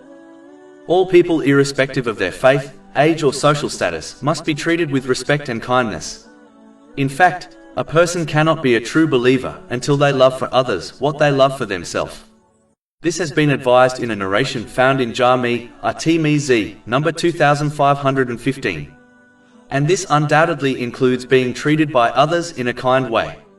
In addition, one cannot be a true Muslim or believer until they keep their verbal and physical harm away from others and their possessions. This has been confirmed in a narration found in Sunan and Nasai, number 4998. Showing mercy to the young includes guiding them towards the obedience of Allah, the Exalted, through fulfilling His commands, refraining from His prohibitions, and facing destiny with patience according to the traditions of the Holy Prophet Muhammad, peace and blessings be upon him. This will ensure they use the worldly blessings they have been granted in ways pleasing to Allah, the Exalted. This leads to peace and success in both worlds. Chapter 16 An-Nahl, verse 97. Whoever does righteousness, whether male or female, while he is a believer, we will surely cause him to live a good life, and we will surely give them their reward in the hereafter according to the best of what they used to do. Teaching the young must be done through leading by example, as this is the most effective way in guiding others, especially the youth. They should be encouraged to only accompany good people, as a person adopts the negative or positive characteristics of their companions. This has been indicated in a narration found in Sunan Abu Dawud, number 4833. Finally, they should be shown that Islam is a simple and easy religion which allows them to have plenty of lawful fun. This has been indicated in a narration found in Sunan Abu Dawud, number 4835. Being merciful to the young will teach them to also be merciful to others. The one who shows mercy to others will receive mercy from Allah, the Exalted. This has been advised in a narration found in Sahih Bukhari, number 7376. Respecting elders includes being patient with them and not arguing with them. A Muslim can disagree with elders, but good manners and respect must be maintained at all times. They must be supported at all times, which includes physical, emotional, and financial support. It is important to note that showing respect to elders does not mean one should allow them to disobey Allah, the Exalted. One should object to evil in a respectful and kind manner, and never let someone's age prevent them from doing so. This has been indicated in the last part of the main narration, under discussion. Simply put, how one treats elders is how they will be treated by others if and when they become elderly. Finally, a Muslim must gently command good and forbid evil according to Islamic knowledge. Harshness often pushes people away from the truth. When possible, one should advise others in private, as doing so publicly can embarrass people. An embarrassed person is less likely to heed good advice. A Muslim should continue with this duty whether it affects people or not, as this is not under their control. They will be rewarded for their sincere intention and efforts. One should never give up in this duty in respect to their dependents, as it is their duty to guide their dependents. Finally, one should strive to act on their own advice to the best of their ability, otherwise their advice to others will become ineffective.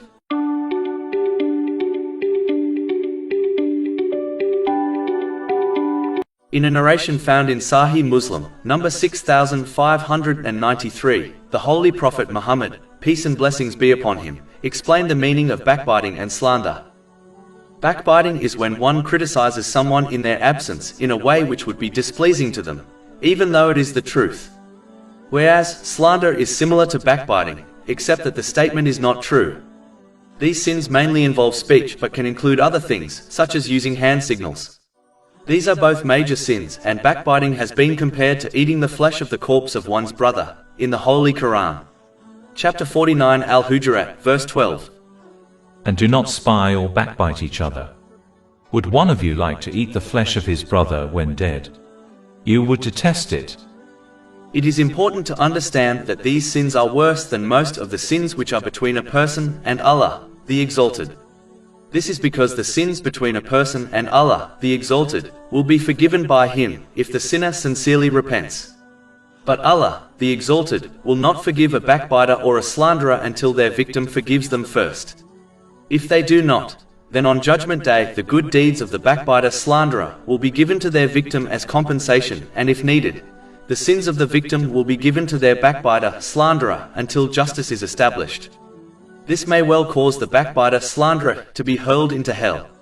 This has been confirmed in a narration found in Sahih Muslim, number 6579. Backbiting is only lawful when one is warning and protecting another person from harm, or if a person is resolving a complaint against another person with a third party, such as a legal case. One should avoid backbiting and slandering by firstly gaining knowledge on the evil consequences of these major sins.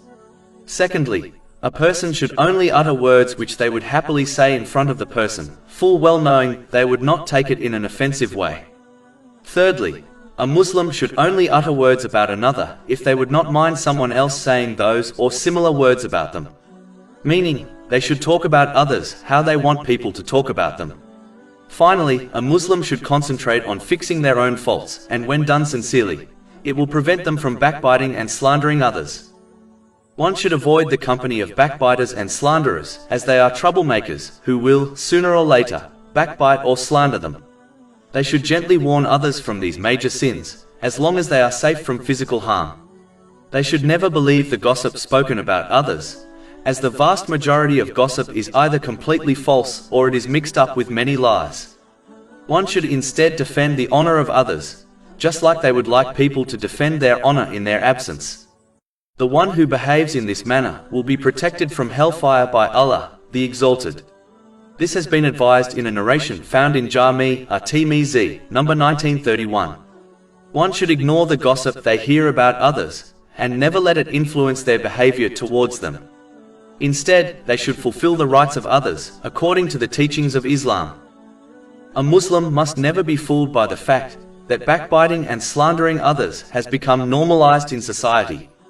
The sins of others will never reduce the severity of one's sins in the eyes of Allah, the Exalted, nor can the sins of others justify committing sins.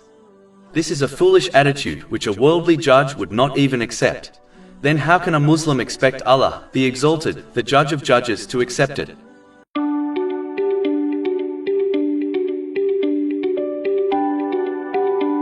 In a narration found in Jami' at-Tirmizi, number 1855, the Holy Prophet Muhammad, peace and blessings be upon him, advised some characteristics which will allow a Muslim to enter paradise in peace. The final characteristic mentioned is spreading the Islamic greeting of peace to others. A Muslim should fulfill the true meaning of this righteous deed by extending peace to all through their actions and words. It is hypocritical to offer the Islamic greeting of peace to someone, and then harm them through one's actions and speech. A true Muslim and believer must keep their verbal and physical harm away from the self and possessions of others, irrespective of their faith. This has been advised in a narration found in Sunan and Nasai, number 4998. It includes aiding others according to one's means, such as emotional or physical support. The one who behaves in such a manner will be provided with support from Allah, the Exalted. This has been advised in a narration found in Sunan Ibn Majah, number 225. Simply put, a Muslim should treat others how they desire to be treated by people through their speech and actions.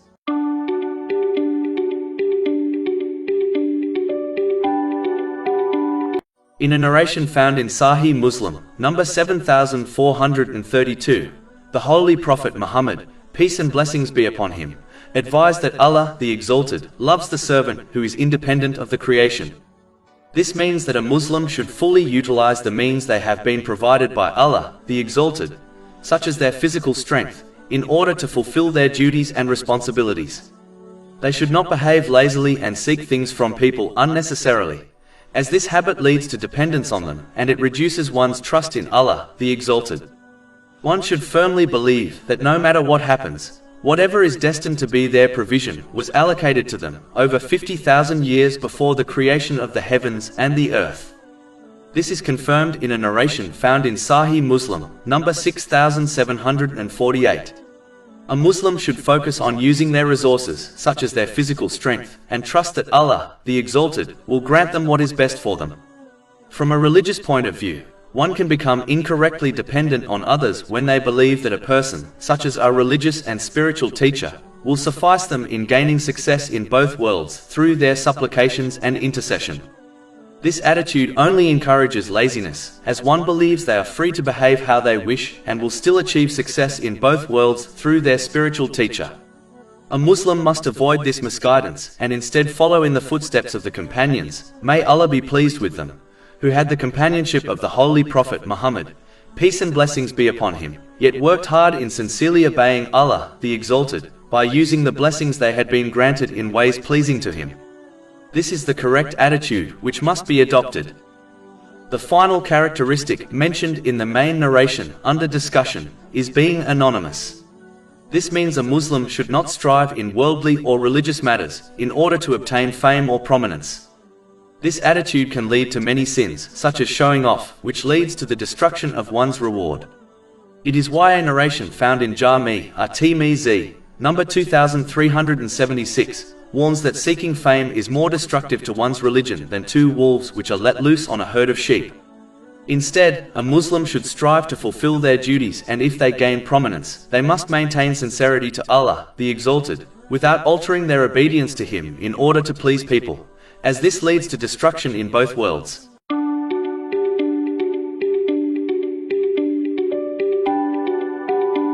In a narration found in Jami' at-Tirmidhi, number 2315, the Holy Prophet Muhammad, peace and blessings be upon him, cursed 3 times the one who lies in order to make people laugh.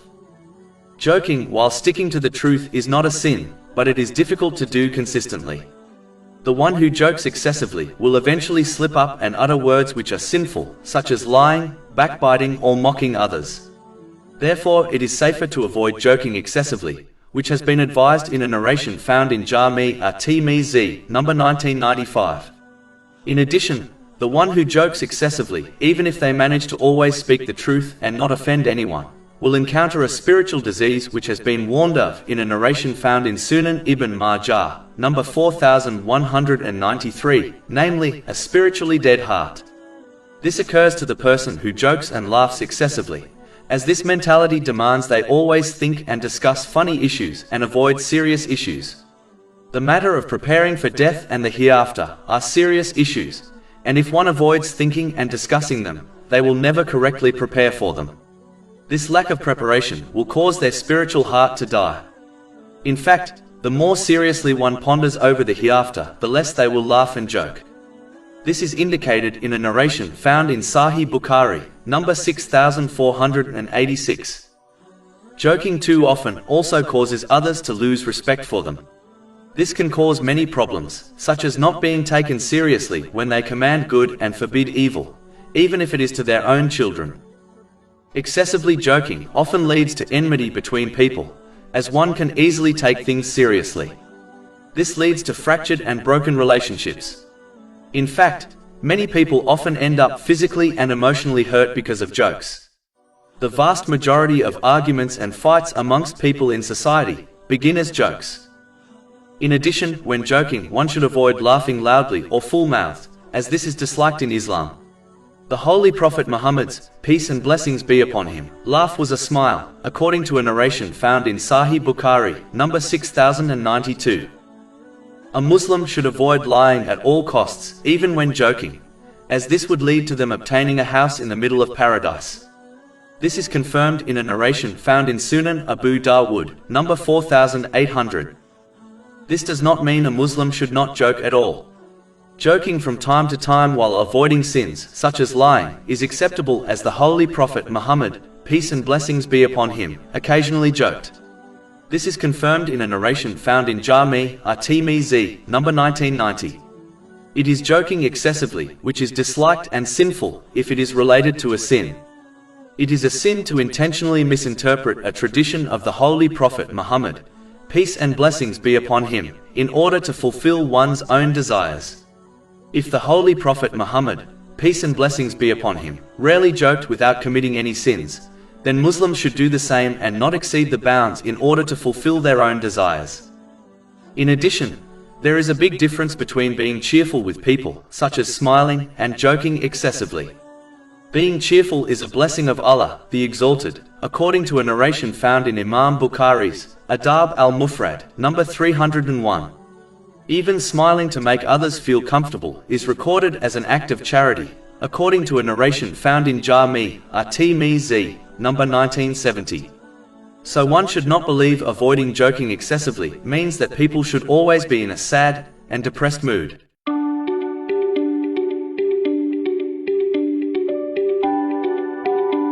In a narration found in Sahih Bukhari, number 2673, the Holy Prophet Muhammad, peace and blessings be upon him, warned that the one who acts as a false witness in order to unlawfully take the possessions of others will meet Allah, the Exalted, while he is angry with them.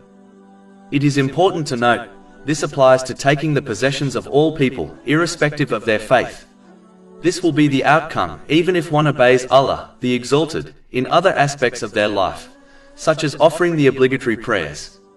Unfortunately, this commonly occurs especially in third world countries where Muslims file false claims in a legal court in order to take something which does not belong to them, such as wealth and properties. According to a narration found in Sahih Bukhari, number 2654, it is one of the greatest of major sins.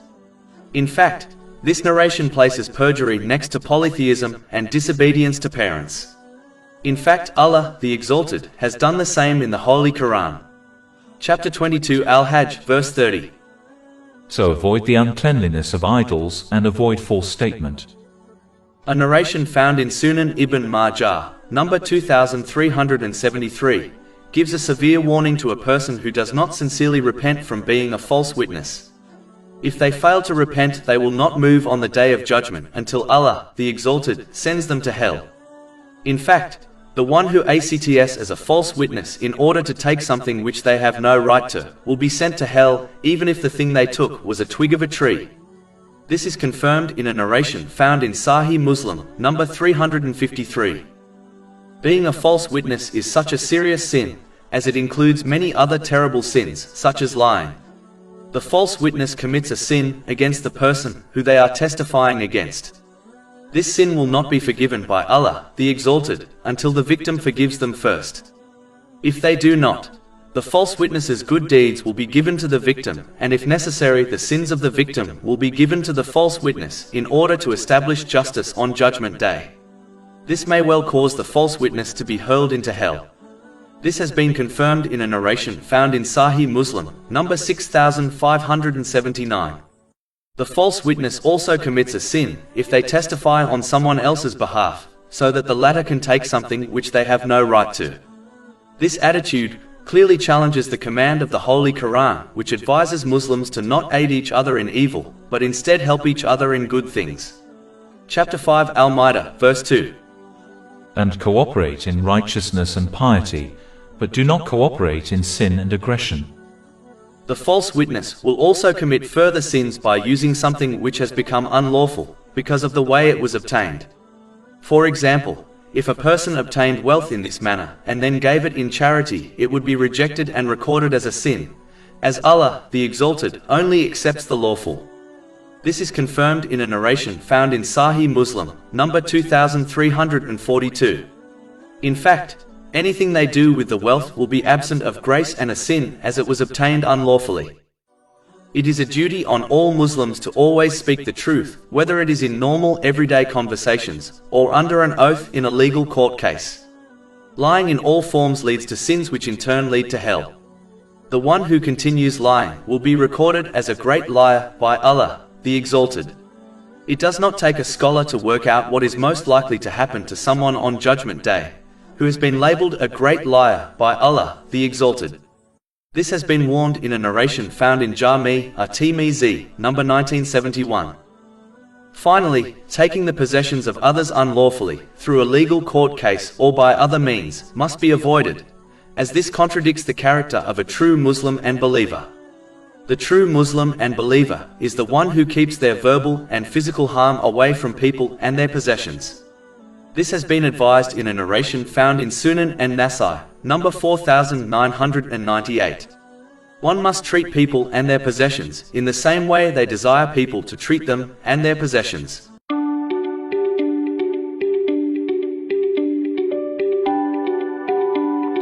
In a narration found in Jami' at-Tirmidhi, number 1977, the Holy Prophet Muhammad, peace and blessings be upon him, warned against adopting characteristics that are not found in a true believer. The first negative characteristic is insulting the honor of others. A true believer does not harm the honor of others through their speech or physical actions.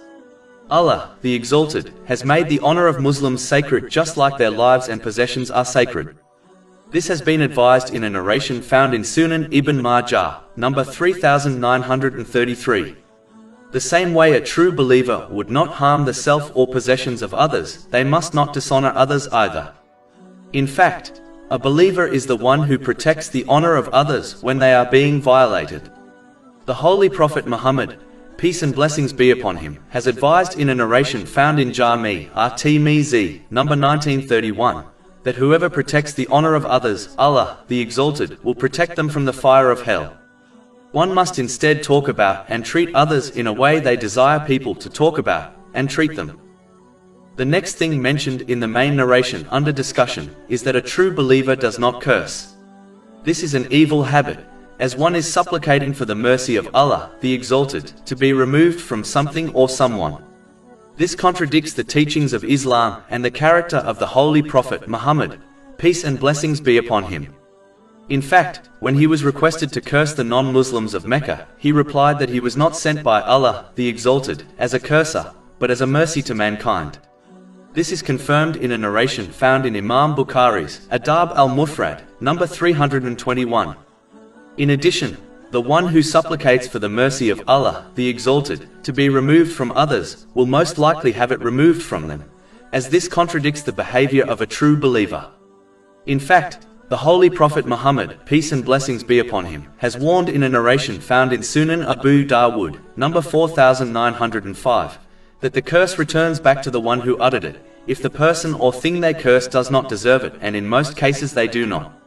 Therefore, Muslims should not overlook this sin and ensure they do not curse things, as this is not a sign of a true believer. They should instead supplicate for the mercy of Allah, the Exalted, to descend on all. This will lead to the mercy of Allah, the Exalted, descending on them. One will be treated according to how they treat others. If one curses others, they will be cursed, but if they treat others with mercy, then they will be treated with mercy. This has been indicated in a narration found in Sahih Bukhari, number 7376. The next characteristic mentioned in the main narration under discussion is committing immoral sins. This includes all minor and major sins between oneself and Allah, the Exalted, such as neglecting the obligatory prayer, and the sins between a person and others, such as backbiting. These sins are against the recognized standards of good behavior. And it can also refer to those sins that are committed openly. These are worse than secret sins, as they encourages others to follow and commit evil deeds. This is the reason why sins of the tongue, such as backbiting, have become an acceptable practice in most societies, as it is committed in public, for example, through social media. The one who commits evil deeds will bear the burden of their own sins, as well as the sins they inspire others to commit. This is confirmed in a narration found in Sunan Ibn Majah, number 203. If good conduct will be the heaviest thing in the scales of Judgment Day, which has been advised in a narration found in Jami' at-Tirmidhi, number 2003, one can estimate the evilness of immorality. Generally speaking, sins associated with immorality have always been regarded as evil by all societies. One must not only abstain from immoral sins, but also avoid bad company and the places where these sins more often take place. They should remain firm on this and encourage others, such as their dependents, to do the same. The last characteristic mentioned in the main narration under discussion is that a true believer is not foul.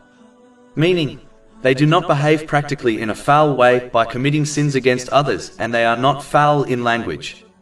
Unfortunately, This evil characteristic has become very common amongst people who claim to have purified hearts yet are extremely foul, especially in their language. This contradicts their declaration, as what is inside reflects outwardly. This has been advised in a narration found in Sunan Ibn Majah, number 3984.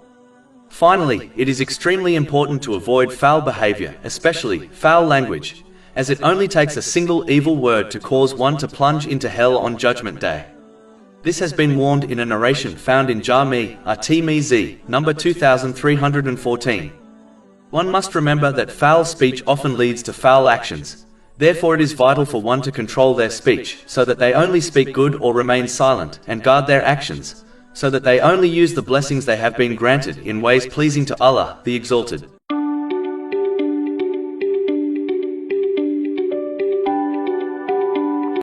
In a narration found in Jami' at-Tirmizi, number 2305, the Holy Prophet Muhammad, peace and blessings be upon him, indicated some important characteristics for Muslims to adopt. One of the things mentioned is that the sign of a true believer is being kind to one's neighbor. The Holy Prophet Muhammad, peace and blessings be upon him, once connected belief in Allah, the Exalted, and Judgment Day to treating a neighbor kindly. This is confirmed in a narration found in Sahih Muslim, number 174. This narration alone is enough to indicate the seriousness of failing to treat neighbors kindly. A narration found in Imam Bukhari's Adab al-Mufrad, number 119, warns that a woman who fulfilled her obligatory duties and offered much voluntary worship would go to hell because she mistreated her neighbors through her speech. If this is the case for the one who harms their neighbor through words, can one imagine the seriousness of physically harming one's neighbor? Kindness involves aiding them in what is good, according to one's means, such as financial, emotional, and physical help. They must keep their verbal and physical harm away from them. A believer must avoid doing anything which could cause disruption and discomfort to their neighbors, e.g. loud noise. They must be patient and pardon their neighbors, as long as they do not cross the line, as Islam teaches humility without weakness. Simply put, one must treat their neighbor in a way they desire their neighbors to treat them. The next thing mentioned in the main narration under discussion is that a true Muslim loves for others what they love for themselves. It is important to show this practically, not just declare it through words. A Muslim must strive to aid others according to their means, such as emotional and physical help, just like they desire others to help them. This will cause them to obtain the support of Allah, the Exalted. This is confirmed in a narration found in Sunan Ibn Majah, number 225. Just like a person desires to succeed in both worldly and religious matters, one must aid others practically in achieving this also. The same way a Muslim would like their self and possessions to be safe from the verbal and physical harm of others, which is the characteristic of a true believer, according to a narration found in Sunan an-Nasai, number 4998. A Muslim must treat others in the same way. Behaving in this manner eliminates many negative characteristics, such as envy, enmity, and spite, and encourages one to adopt positive characteristics, such as gentleness, compassion, and tolerance.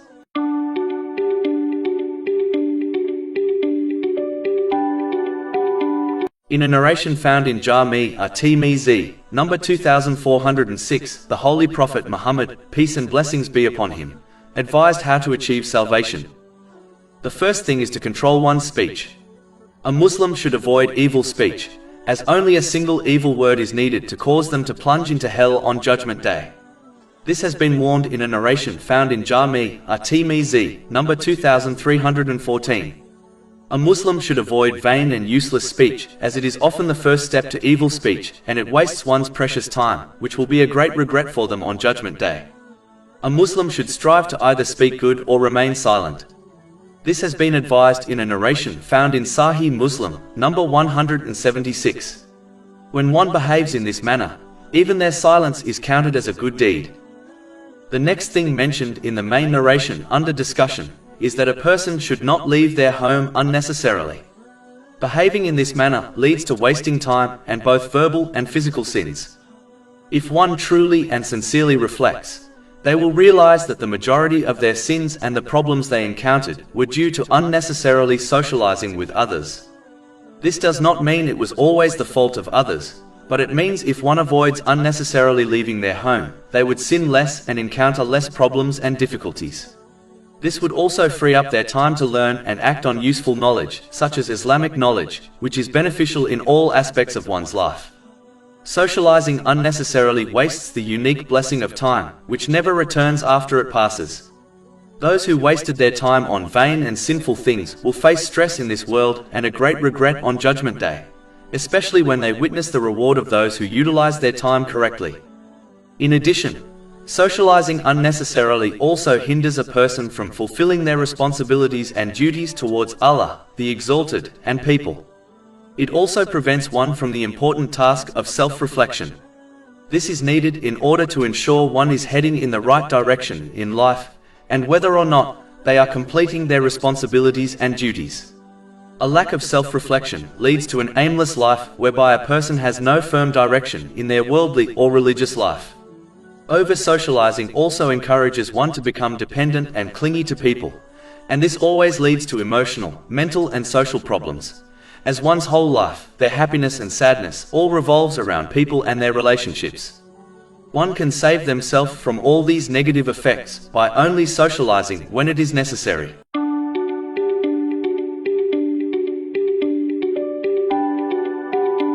In a narration found in Imam Munzari's Awareness and Apprehension, number 2520, the Holy Prophet Muhammad, peace and blessings be upon him, advised the characteristics of a fortunate person. The final characteristic mentioned in the main narration under discussion is withholding excess words. Evil words must always be avoided. Vain and useless words should also be avoided, as they often lead to evil words. In addition, one must understand that the majority of problems, difficulties and arguments a person encounters are caused by unnecessary words and conversations. A Muslim should therefore either speak good or remain silent, which has been advised in a narration found in Sahih Muslim, number 176. Chapter 4 An-Nisa, verse 114. No good is there in much of their private conversation, except for those who enjoin charity or that which is right or conciliation between people. And whoever does that seeking means to the approval of Allah, then we are going to give him a great reward.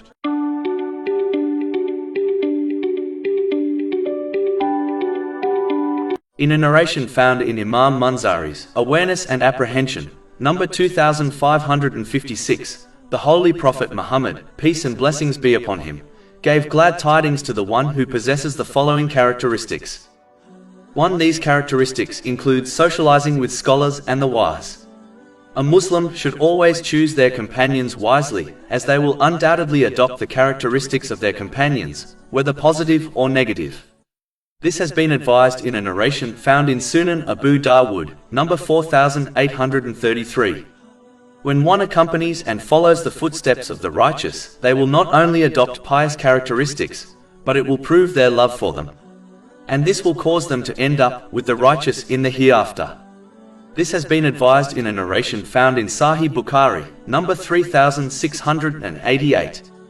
If one honestly reflects, they will understand that the majority of the difficulties, problems and arguments they have encountered was the result of socializing. These problems can be drastically reduced when one socializes with the correct people. In fact, socializing with the righteous will aid one in adopting the correct attitude and behavior so that they obtain peace of mind in both worlds. A Muslim should accompany the righteous and the wise, otherwise seek seclusion, as safety lies in this, especially in this day and age. The next characteristic mentioned in the main narration under discussion is possessing public noble character.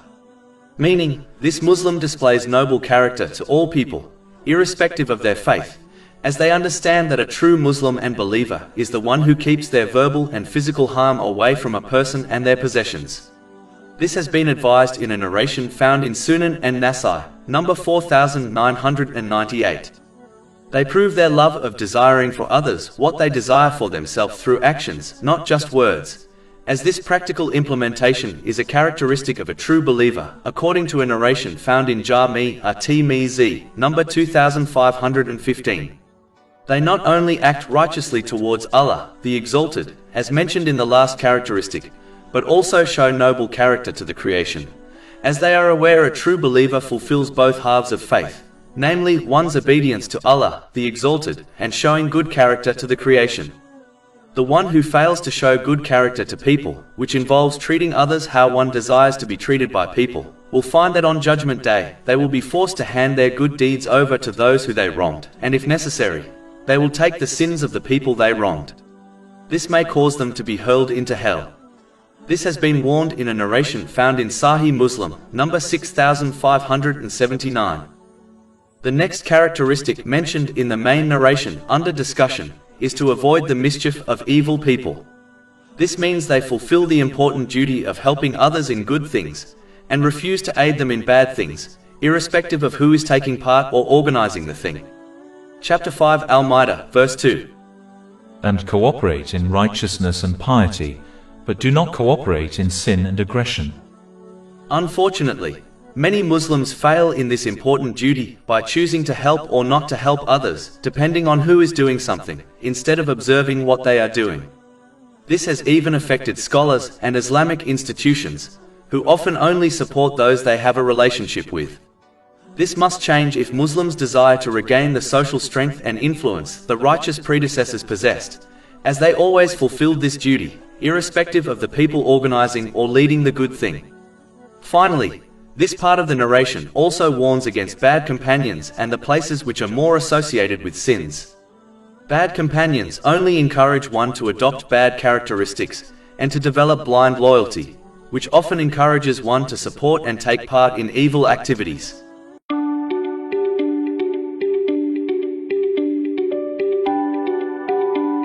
In a narration found in Sahih Bukhari, number 6133, the Holy Prophet Muhammad, peace and blessings be upon him, advised that a believer does not get stung from the same hole twice.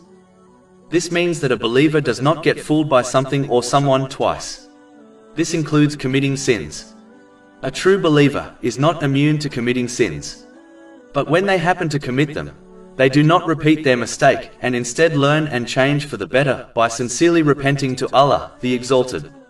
Sincere repentance involves feeling remorse, seeking the forgiveness of Allah, the Exalted, and those who have been wronged, as long as this does not lead to further problems, promising not to commit the same or similar sin again, and making up for any rights which have been violated in respect to Allah, the Exalted, and people.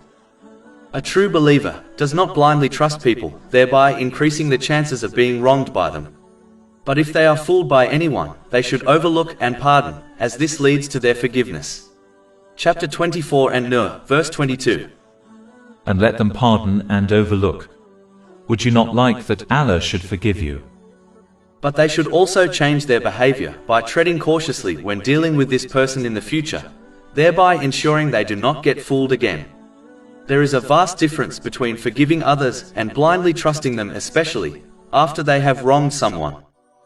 In addition, this narration applies to every aspect of one's life, as a true believer is the one who constantly learns from their experiences and knowledge in order to change for the better, so that they increase their obedience to Allah, the Exalted, by fulfilling His commands, refraining from His prohibitions, and by facing destiny with patience according to the traditions of the Holy Prophet Muhammad, peace and blessings be upon him. This will ensure they use the blessings they have been granted in ways pleasing to Allah, the Exalted. Finally, the main narration eliminates the incorrect notion of forgiving and forgetting. As mentioned earlier, forgiving others is an important part of Islam, but forgetting only opens the door for people to wrong them again. Humans cannot erase their memories, and nor should they.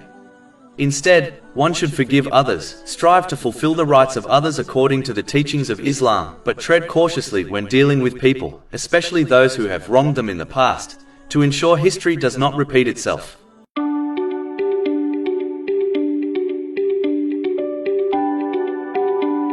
In a narration found in Jami' at-Tirmidhi, number 1660, the Holy Prophet Muhammad, peace and blessings be upon him, mentioned the two most virtuous people.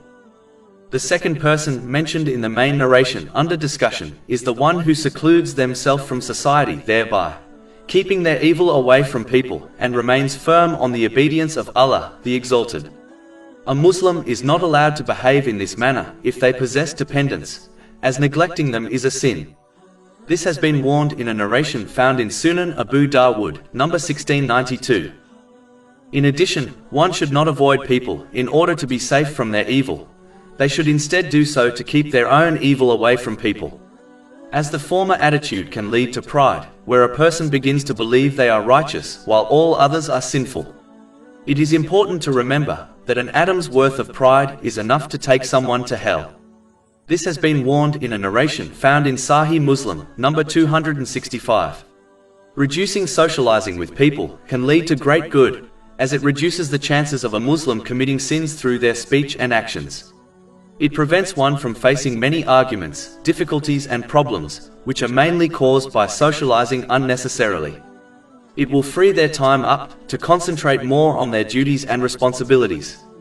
It gives them more time to learn and act on Islamic knowledge, which leads to true and lasting success in both worlds. Benefits might be obtained by interacting with people, but in this day and age, it is far safer to avoid socializing unnecessarily.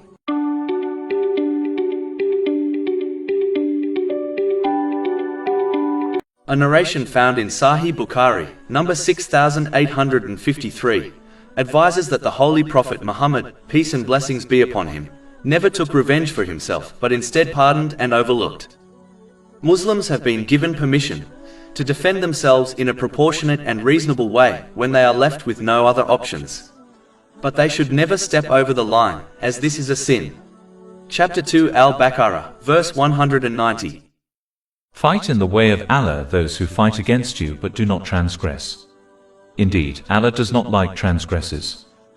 As stepping over the mark is difficult to avoid, a Muslim should therefore adhere to patience, overlook and forgive others, as it is not only the tradition of the Holy Prophet Muhammad, peace and blessings be upon him, but also leads to Allah, the Exalted, forgiving their sins. Chapter 24 An-Nur, verse 22. And let them pardon and overlook. Would you not like that Allah should forgive you? Forgiving others is also more effective in changing the character of others in a positive way, which is the purpose of Islam and a duty on Muslims, as taking revenge only leads to further enmity and anger between the people involved. Those who have the bad habit of not forgiving others and always hold on to grudges, even over minor issues, may well find that Allah, the Exalted, does not overlook their faults and instead scrutinizes each of their small sins. A Muslim should learn to let things go, as this leads to forgiveness in both worlds. In addition, peace of mind is removed when one adopts the habit of holding on to every little issue that annoyed them. Therefore, learning to overlook and pardon others aids one in letting go of petty issues, which in turn helps them to achieve peace of mind. Finally, the main narration does not mean one should not defend themselves when others cross the line, as Islam teaches humility without weakness. In addition, even when one pardons others, it does not mean they should blindly trust them or continue socializing with them as usual. This only increases the chances of them being wronged again. One should forgive others for the sake of Allah, the Exalted. They must fulfill the rights of others according to the teachings of Islam, and tread cautiously when dealing with the people who have wronged them in the past. This will ensure history does not repeat itself, and they gain blessings and reward in both worlds.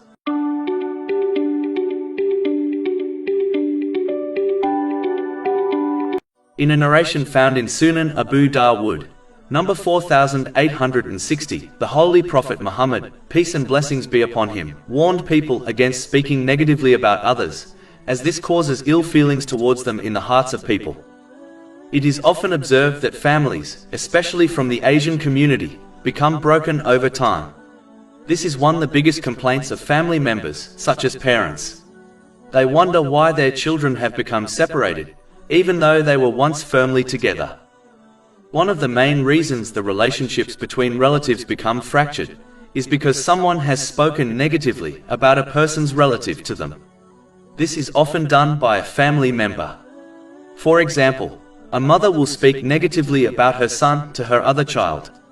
This leads to enmity between the two relatives, and over time it builds up and creates a wedge between the two.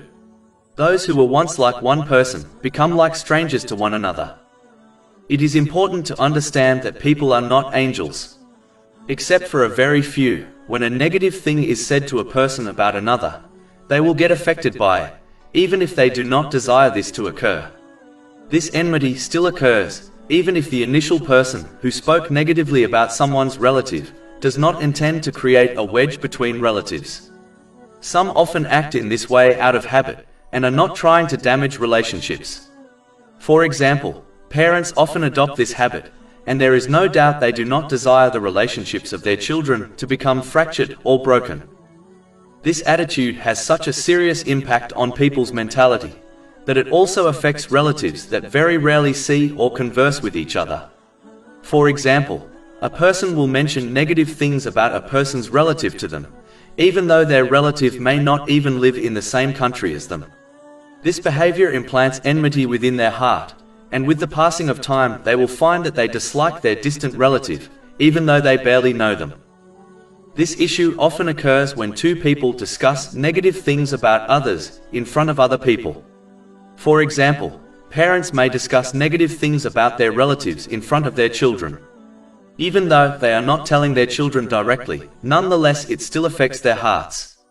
If one truly reflected for a moment, they will realize that the majority of the ill feelings they have towards others were not caused by what that person did or said to them directly. In most cases, it occurred because of a third party who mentioned something negative about that person to them.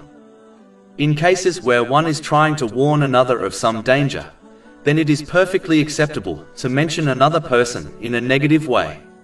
If one is trying to teach another person a lesson, they should follow the footsteps of the Holy Prophet Muhammad, peace and blessings be upon him, and mention the negative thing without naming the person. An example of this beautiful mentality is discussed in a narration found in Sahih Bukhari, number 6979. Mentioning a negative thing without naming the person is good enough to teach someone a lesson. To conclude, Muslims should ponder deeply before speaking negatively about their relatives or others, privately or publicly. Otherwise, they may well find, as time passes on, their family and friends become separated and emotionally distant from one another. The one who hears negative things about others must warn the speaker to desist from backbiting and explain the consequences of their actions to them. They must avoid focusing on the negative things said about a person, and instead remember that one negative characteristic does not define a person's entire character.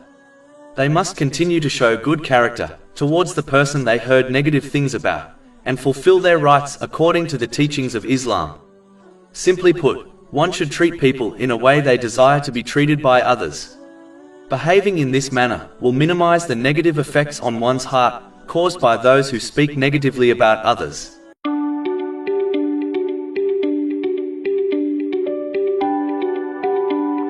In a narration found in Jami' at-Tirmizi, number 2701, the Holy Prophet Muhammad, peace and blessings be upon him, advised that Allah, the Exalted, loves gentleness in all matters. This is an important characteristic which must be adopted by all Muslims. It should be used in all aspects of one's life. It is important to understand that being gentle benefits the Muslim themselves more than anyone else. Not only will they receive blessings and reward from Allah, the Exalted, and minimize the amount of sins they commit, as a gentle person is less likely to commit sins through their speech and actions, but it benefits them in worldly affairs also. For example, the person who treats their spouse gently will gain more love and respect in return than if they treated their spouse in a harsh manner. Children are more likely to obey and treat their parents with respect when they are treated gently. Colleagues at work are more likely to help the one who is gentle with them. The examples are endless. Only in very rare cases is a harsh attitude required. In most cases, gentle behavior will be much more effective than a harsh attitude. The Holy Prophet Muhammad, peace and blessings be upon him, possesses countless good qualities, yet Allah, the Exalted, specifically highlighted his gentleness in the Holy Quran, as it is a key ingredient required to affect others in a positive way. Chapter 3 Al-Imran, verse 159. So by mercy from Allah you were lenient with them. And if you had been rude in speech and harsh in heart, they would have disbanded from about you. A Muslim must remember that they will never be better than a holy prophet, peace be upon them, nor will the person they interact with be worse than Pharaoh, yet Allah, the Exalted, commanded the Holy Prophet Musa and the Holy Prophet Harun, peace be upon them, to deal with Pharaoh in a kind manner. Chapter 20 Taha, verse 44. And speak to him with gentle speech that perhaps he may be reminded or fear Allah. Harshness only repels people from Islam and causes others to believe it is a harsh and crude religion. Misrepresenting Islam in this manner is a serious offense which all Muslims must avoid. Therefore, a Muslim should adopt gentleness in all affairs, as it leads to much reward and affects others, such as one's family, in a positive way. It is important to note that the main narration does not mean one should not defend themselves when others cross the line, as Islam teaches humility without weakness. But it teaches Muslims to generally adopt gentleness as their way, without allowing others to take advantage of them. Finally, one must always remember a simple Islamic philosophy. How one treats others is how they will be treated by Allah, the Exalted. If one shows harshness in their speech and actions towards others, then they will be treated similarly by Allah, the Exalted. Whereas, if they treat others with gentleness, by making things easy for others, aiding others in good things, and overlooking the mistakes and faults of others, then they will be treated similarly by Allah, the Exalted.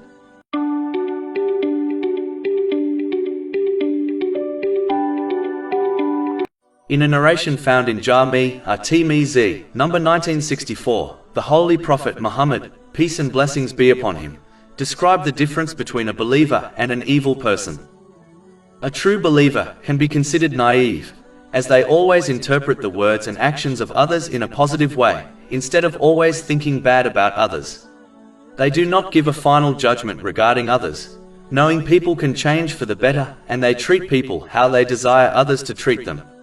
Loving for others what one loves for themselves is in fact the sign of a true believer, according to a narration found in Jami' at-Tirmidhi, number 2515.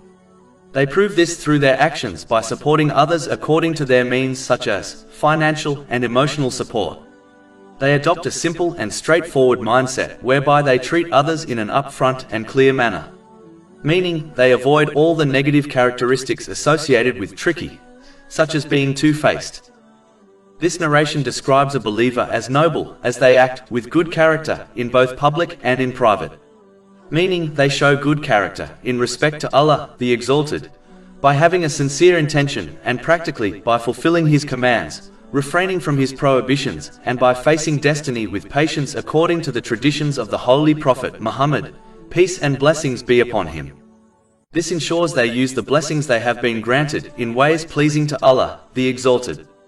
They also fulfill the other aspect of faith, which is to show good character to people by treating them according to the teachings of Islam, which includes fulfilling the rights of others, such as their dependents.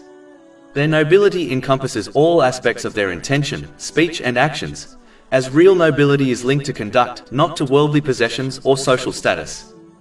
On the other hand, an evil person behaves in an opposite way to these characteristics. Specifically, they are deceitful and treacherous in respect to the rights they owe Allah, the Exalted, and people.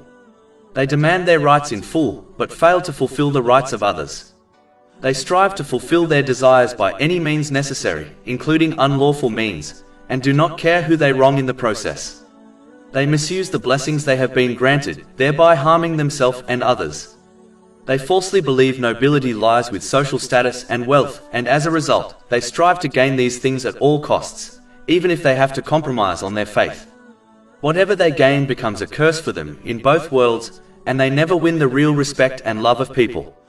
Any outward form of respect or love shown to them is fake and rooted in ulterior motives, something they are well aware of, even though they are afraid to admit it. To conclude, it is important for Muslims not to only rely on their declaration of faith, but also strive to adopt the noble characteristics discussed in Islam, as one requires practical righteous actions and conduct in order to support their verbal claim to faith so that they succeed in both worlds. Chapter 16 An-Nahl, verse 97. Whoever does righteousness, whether male or female, while he is a believer, we will surely cause him to live a good life, and we will surely give them their reward in the hereafter according to the best of what they used to do.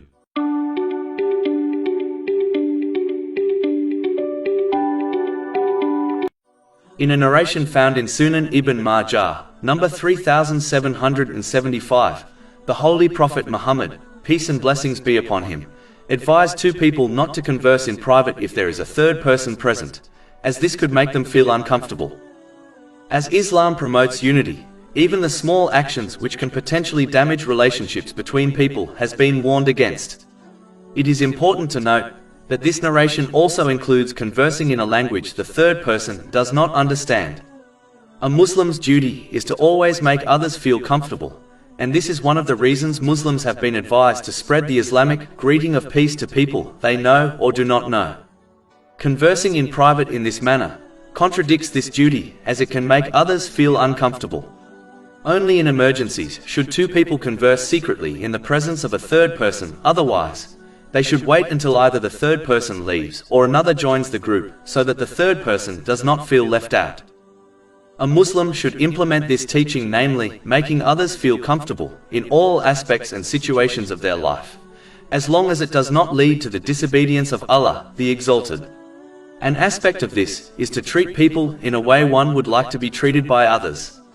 They should avoid embarrassing others in public, and therefore privately and gently command good and forbid evil. They should adopt a welcoming demeanor, so that others feel comfortable around them.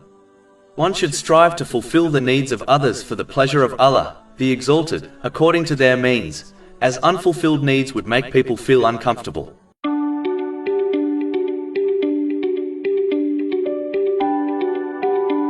In a narration found in Jami' at-Tirmidhi, number 2018, the Holy Prophet Muhammad, peace and blessings be upon him, mentioned the types of people he dislikes and will therefore be furthest from him on Judgment Day. The first type is the one who talks excessively. This is disliked, as the one who talks excessively is much more likely to utter vain and useless words which may not be sinful but often lead to sins. In addition, vain speech only wastes time, which will be a great regret for the speaker on Judgment Day. And the one who excessively talks is more likely to commit physical sins. A Muslim should remember that it only takes a single evil word to cause them to plunge into hell on Judgment Day, according to a narration found in Jami' at-Tirmidhi, number 2314. The one who talks excessively will also find that they fall into more arguments, debates and problems with others. All of these things often lead to other sins, such as severing ties with other people. The one who talks excessively often fails to think things through appropriately, and as a result they will make rash and incorrect judgments. This will only lead to stress in both worlds for them. The next type of person mentioned in the main narration under discussion is the loud-mouthed who speaks excessively and artificially in order to boast and show off through their speech. This person desires to show others how much knowledge they possess, thereby attracting attention to themselves. This person will often intend to please people through their actions instead of Allah, the Exalted. This will result in them losing reward for their righteous actions. In fact, they will be told on Judgment Day to gain their reward from those who they acted for. This has been warned in a narration found in Jami' at-Tirmidhi, number 3154. The final person mentioned in the main narration is the proud person. This is an evil and foolish mentality, as an atom's worth of pride will lead one to hell. This has been warned in a narration found in Sahih Muslim, number 265. How can one be proud of anything they possess, when the creator and real owner is none other than Allah, the Exalted? This is as foolish as the one who boasts about someone else's property and possession. Pride only encourages one to reject the truth when it comes from others, and causes one to look down at others. The truth must be accepted, irrespective of who it comes from, as the source of truth is none other than Allah, the Exalted. Therefore, rejecting the truth is like rejecting the word of Allah, the Exalted. Looking down at others is foolish, as no one knows the real value and status of a person in this world or the next except Allah, the Exalted. The one who thinks they are pious may well be insignificant in the eyes of Allah, the Exalted, and they may well die without their belief, as no one is guaranteed to leave this world with their faith. Remembering this should prevent one from adopting pride.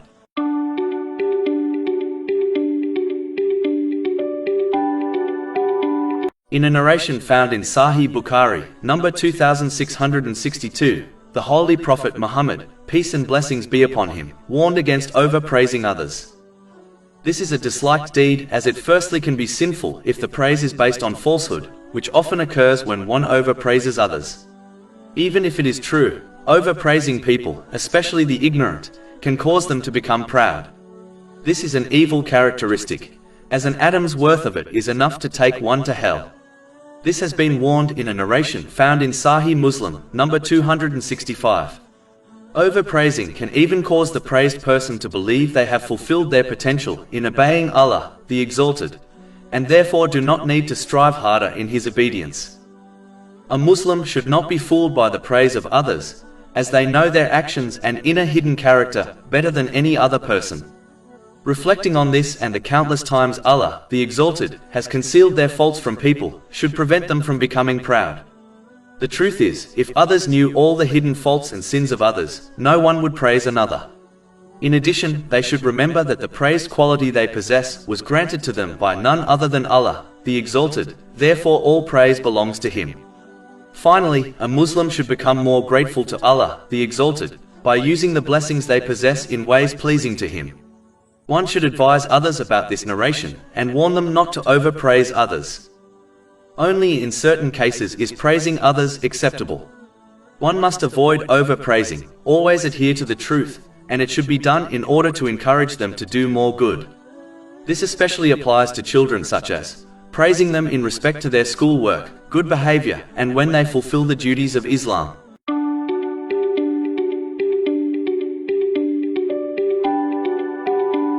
In a narration found in Jami' at-Tirmidhi, number 1959, the Holy Prophet Muhammad, peace and blessings be upon him, indicated that private conversations are a trust which must be protected.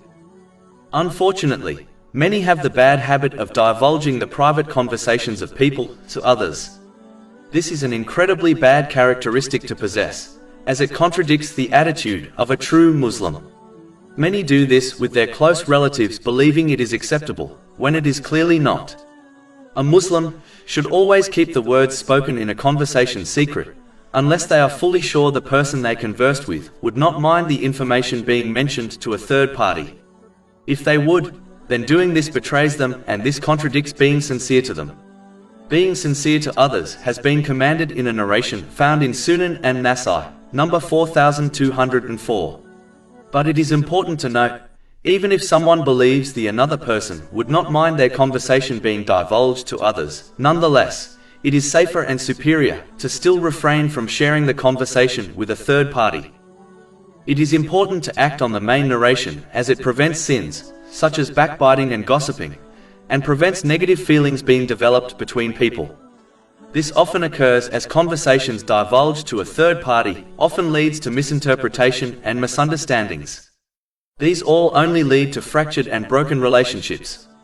If one honestly reflects on their life, they will realize that the majority of the people they have felt negative feelings towards occurred because of what they were told about them, not what they directly witnessed from them. Divulging private conversations prevents unity amongst people, especially relatives. And unity has been commanded in many teachings of Islam, such as the narration found in Sahih Bukhari, number 6065. Chapter 4 and Nisa, verse 58. Indeed, Allah commands you to render trusts to whom they are due. One should treat the words of others just like they desire people to treat their conversations.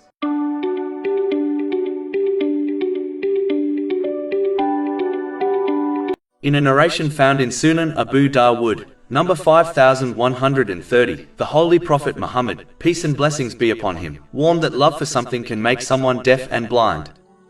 This means that loving something excessively can make someone blind and deaf to its defects and the negative effects it has on its lover, such as taking them away from the obedience of Allah, the Exalted.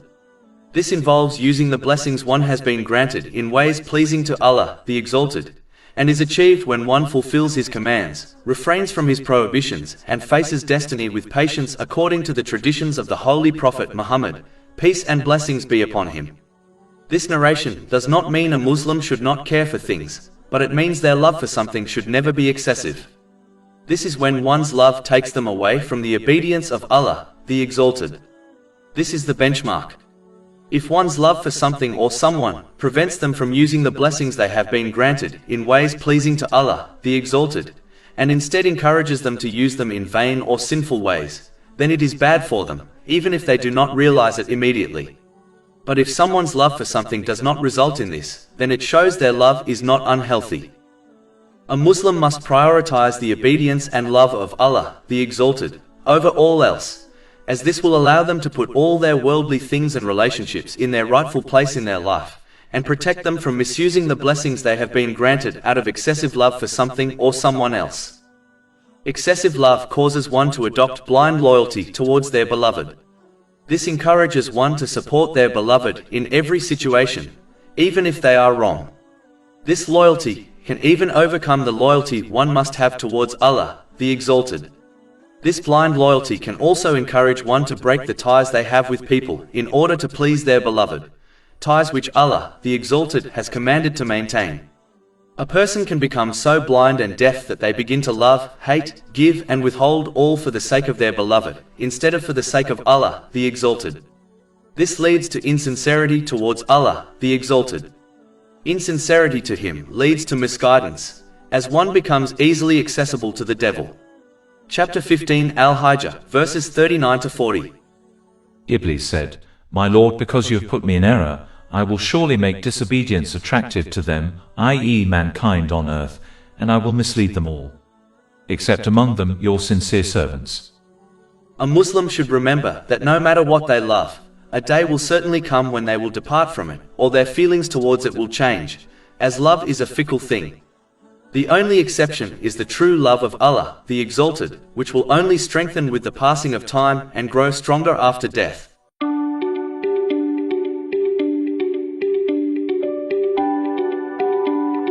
In a narration found in Sunan Abu Dawood, number 4918, the Holy Prophet Muhammad, peace and blessings be upon him, advised that believers are like mirrors to each other.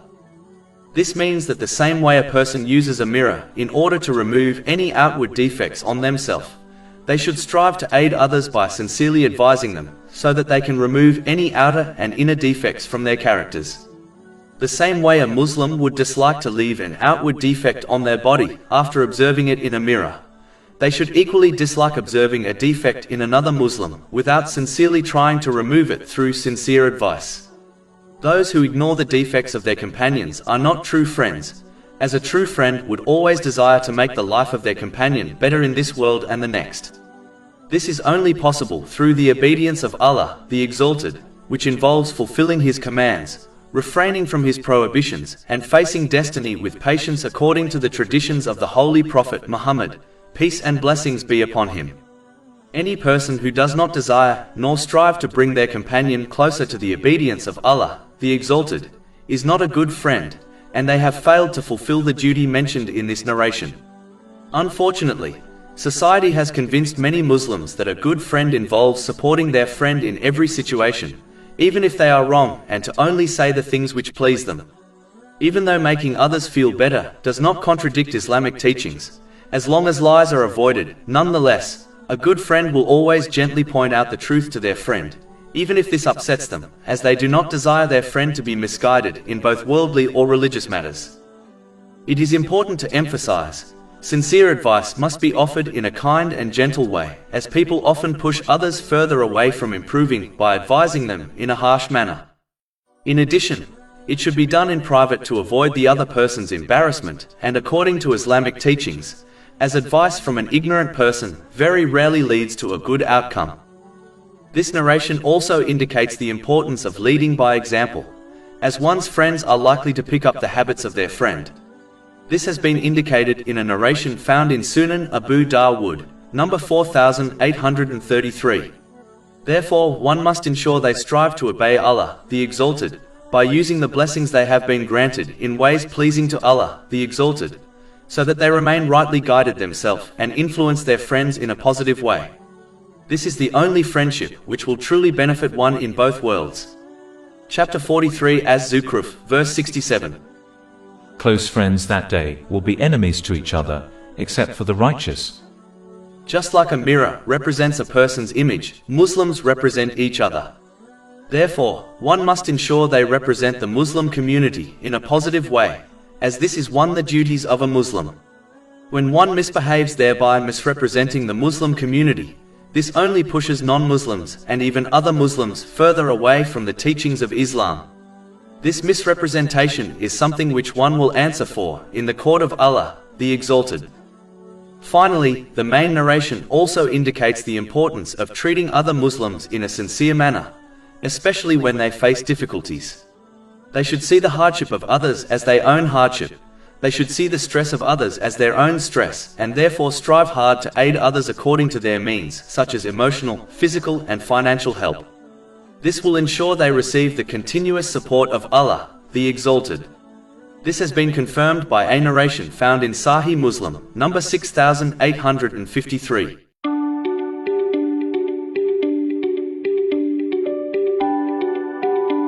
In a narration found in Jami' at-Tirmidhi, number 1931, the Holy Prophet Muhammad, peace and blessings be upon him, advised that whoever protects the honor of another Muslim will be protected from hellfire by Allah, the Exalted. Just like a Muslim would desire others to protect their honor in their presence or absence, they should protect the honor of others in their presence or absence also. In fact, loving for others what one desires for themselves is the characteristic of a true believer, according to a narration found in Jami' at-Tirmidhi, number 2515. A Muslim should protect the honor of others when anyone else speaks ill about them, such as backbiting or slander, irrespective of if what they are saying is true or not. This is an aspect of concealing the faults of others and leads to Allah, the Exalted, concealing their faults in both worlds. This is advised in a narration found in Sunan Ibn Majah, number 225. Behaving in such a manner is a clear proof of one's love for others for the sake of Allah, the Exalted, which is a characteristic which leads to paradise, according to a narration found in Jami' at-Tirmidhi, number 2688. The main narration under discussion clearly shows that a Muslim benefits from supporting others, so even if they are too preoccupied from caring about others, they should at least act in this manner for their own sake. This reality applies to all good deeds, such as charity. One only benefits themselves through the reward they gain when they perform good deeds. Allah, the Exalted, has no need for anyone to obey him, and the needy will be provided for, one way or another. Allah, the Exalted, only gives opportunities to people to gain reward by helping others. In addition, the one who fails to defend the honor of others when they have the opportunity and strength to do so, without fear of harm, should fear that Allah, the Exalted, will not protect their honor in a time and place where it is being violated by others, and especially on the day of resurrection. Finally, as the main narration under discussion advises protecting the honor of others, it indirectly indicates the importance of not violating the honor of others. This is in fact the very sign of a true Muslim and believer, according to a narration found in Sunan an-Nasai, number 4998. Specifically, it advises that a true Muslim and believer keeps their verbal and physical harm away from the self and possessions of others.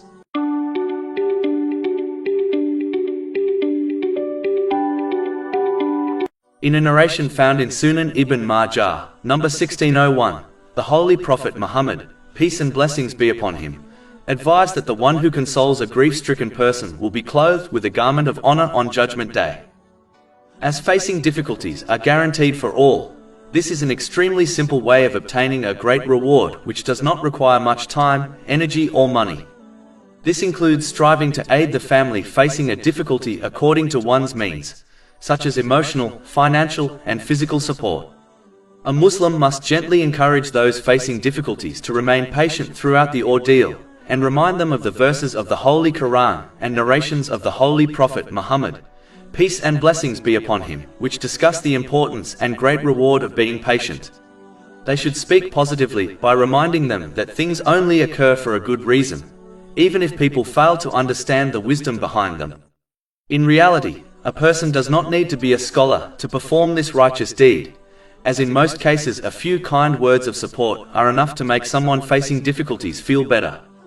And in some cases just physically being there is enough to provide them with the feeling of support, even if no words are spoken.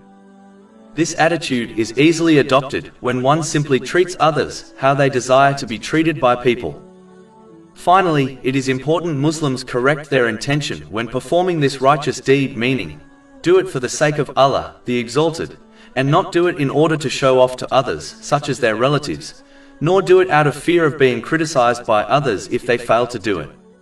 Those who act for the sake of others will be told on Judgment Day to gain their reward from those they acted for, which will not be possible.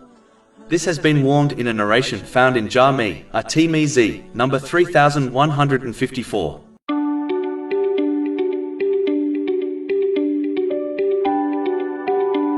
In a narration found in Sahih Bukhari, number 6032, the Holy Prophet Muhammad, peace and blessings be upon him, warned that the worst people on the Day of Judgment are those who are avoided because of their evil behavior. This is the one who possesses bad character, especially towards people. They negatively affect others through their speech, such as using vulgar language, and harm them through their actions, such as physical violence and intimidation. As good character will be the heaviest thing in the scales of Judgment Day, according to a narration found in Jami At-Tirmizi, number 2003, one can judge how significant bad character will be. Evil behavior completely contradicts the characteristic of a true Muslim and believer, according to a narration found in Sunan an-Nasai, number 4998.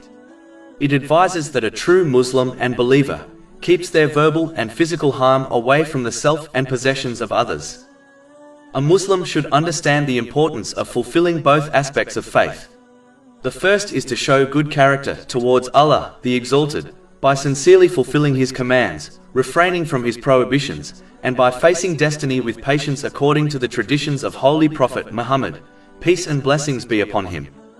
This will ensure they use every blessing they have been granted in ways pleasing to Allah, the Exalted. This in turn leads to peace and success in both worlds.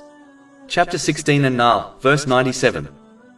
Whoever does righteousness, whether male or female, while he is a believer, we will surely cause him to live a good life, and we will surely give them their reward in the hereafter according to the best of what they used to do. The other aspect of faith is to show good character to others by practically loving for others what one loves for themselves. This is a characteristic of a true believer, according to a narration found in Jami At-Tirmizi, number 2515. This undoubtedly includes treating others kindly, just like one would like people to treat them with kindness and respect. Finally, a Muslim must always avoid wronging others through their speech or actions. Justice will be established on Judgment Day, whereby an oppressor will be forced to hand over their good deeds to their victims, and if necessary, the oppressor will be given the sins of their victims. This may cause the oppressor to be hurled into hell. This has been warned in a narration found in Sahih Muslim, number 6579. This makes it clear that evil behavior leads to loneliness in this world, as no decent person desires to befriend such an evil person, and it leads to trouble and stress in both worlds.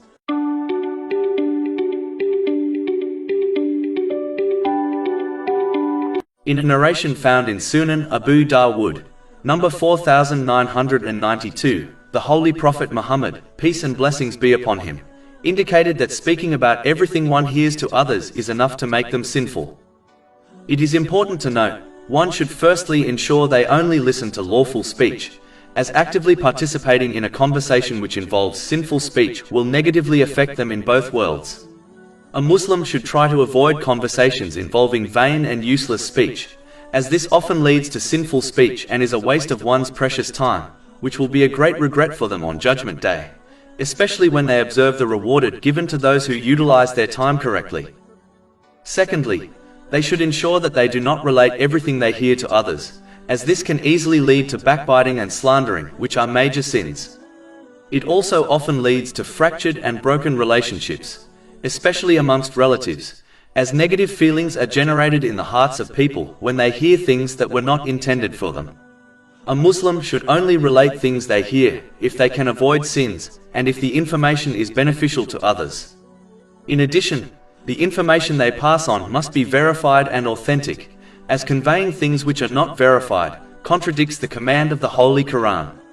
A Muslim who intends to benefit people may well harm them by acting in this manner.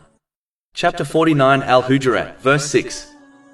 O you who have believed, if there comes to you a disobedient one with information, investigate, lest you harm a people out of ignorance and become, over what you have done, regretful. One must instead control their speech so that they only speak good or remain silent, as vain and sinful speech only leads to stress and trouble in both worlds. One must adopt good company in order to avoid listening to vain or sinful speech. This would also prevent them from passing on vain or sinful speech to a third party. To conclude, just like a Muslim would not like most of the things they discuss to be spread to others, they should not treat what others say in this manner either.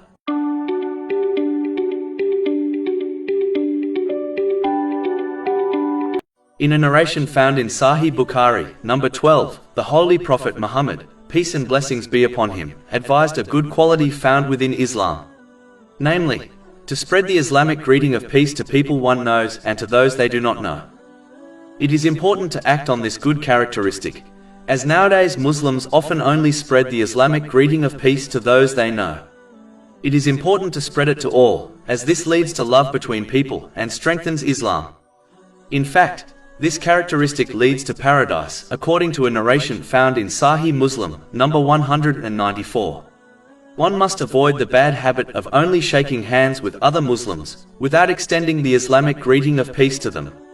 The verbal greeting of peace is more important than only shaking hands. A Muslim should never forget that they will receive a minimum of 10 rewards for every greeting of peace they extend to others, even if others fail to reply to them. This has been advised in a narration found in Sunan Abu Dawud, number 5195. Finally, a Muslim should fulfill the Islamic greeting of peace correctly by demonstrating this peace in their other speech and actions towards others, by keeping their verbal and physical harm away from people and their possessions. This is in fact the definition of a true Muslim and believer, according to a narration found in Sunan an-Nasai, number 4998. It is hypocritical for someone to extend the greeting of peace to someone, and then harm them through their speech and actions. In fact, this attitude defies the purpose of extending the greeting of peace to others.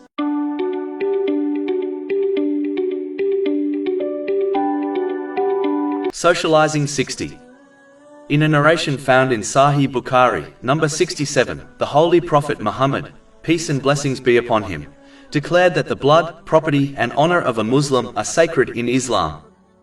This narration, like many others, teaches Muslims that success can only be obtained when one fulfills the rights of Allah, the Exalted, such as the obligatory prayers and the rights of people. One without the other is not good enough. Justice will be established on Judgment Day, whereby an oppressor will be forced to hand over their good deeds to their victims, and if necessary, the oppressor will be given the sins of their victims. This may cause the oppressor to be hurled into hell. This has been warned in a narration found in Sahih Muslim, number 6579.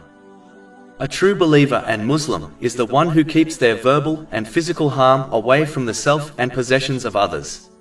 This is confirmed in a narration found in Sunan an-Nasai, number 4998. Therefore, it is vital for Muslims not to harm others through their actions or words. A Muslim must respect the possessions of others and not try to wrongfully acquire them, for example, in a legal case. A narration found in Sahih Muslim, number 353, warns that someone who does this will go to hell, even if the thing they acquired was as insignificant as a twig of a tree. Muslims should only use the possessions of others according to their wishes, and return them in a way pleasing to its owner. One should treat the possessions of others in a way they want people to treat their own possessions.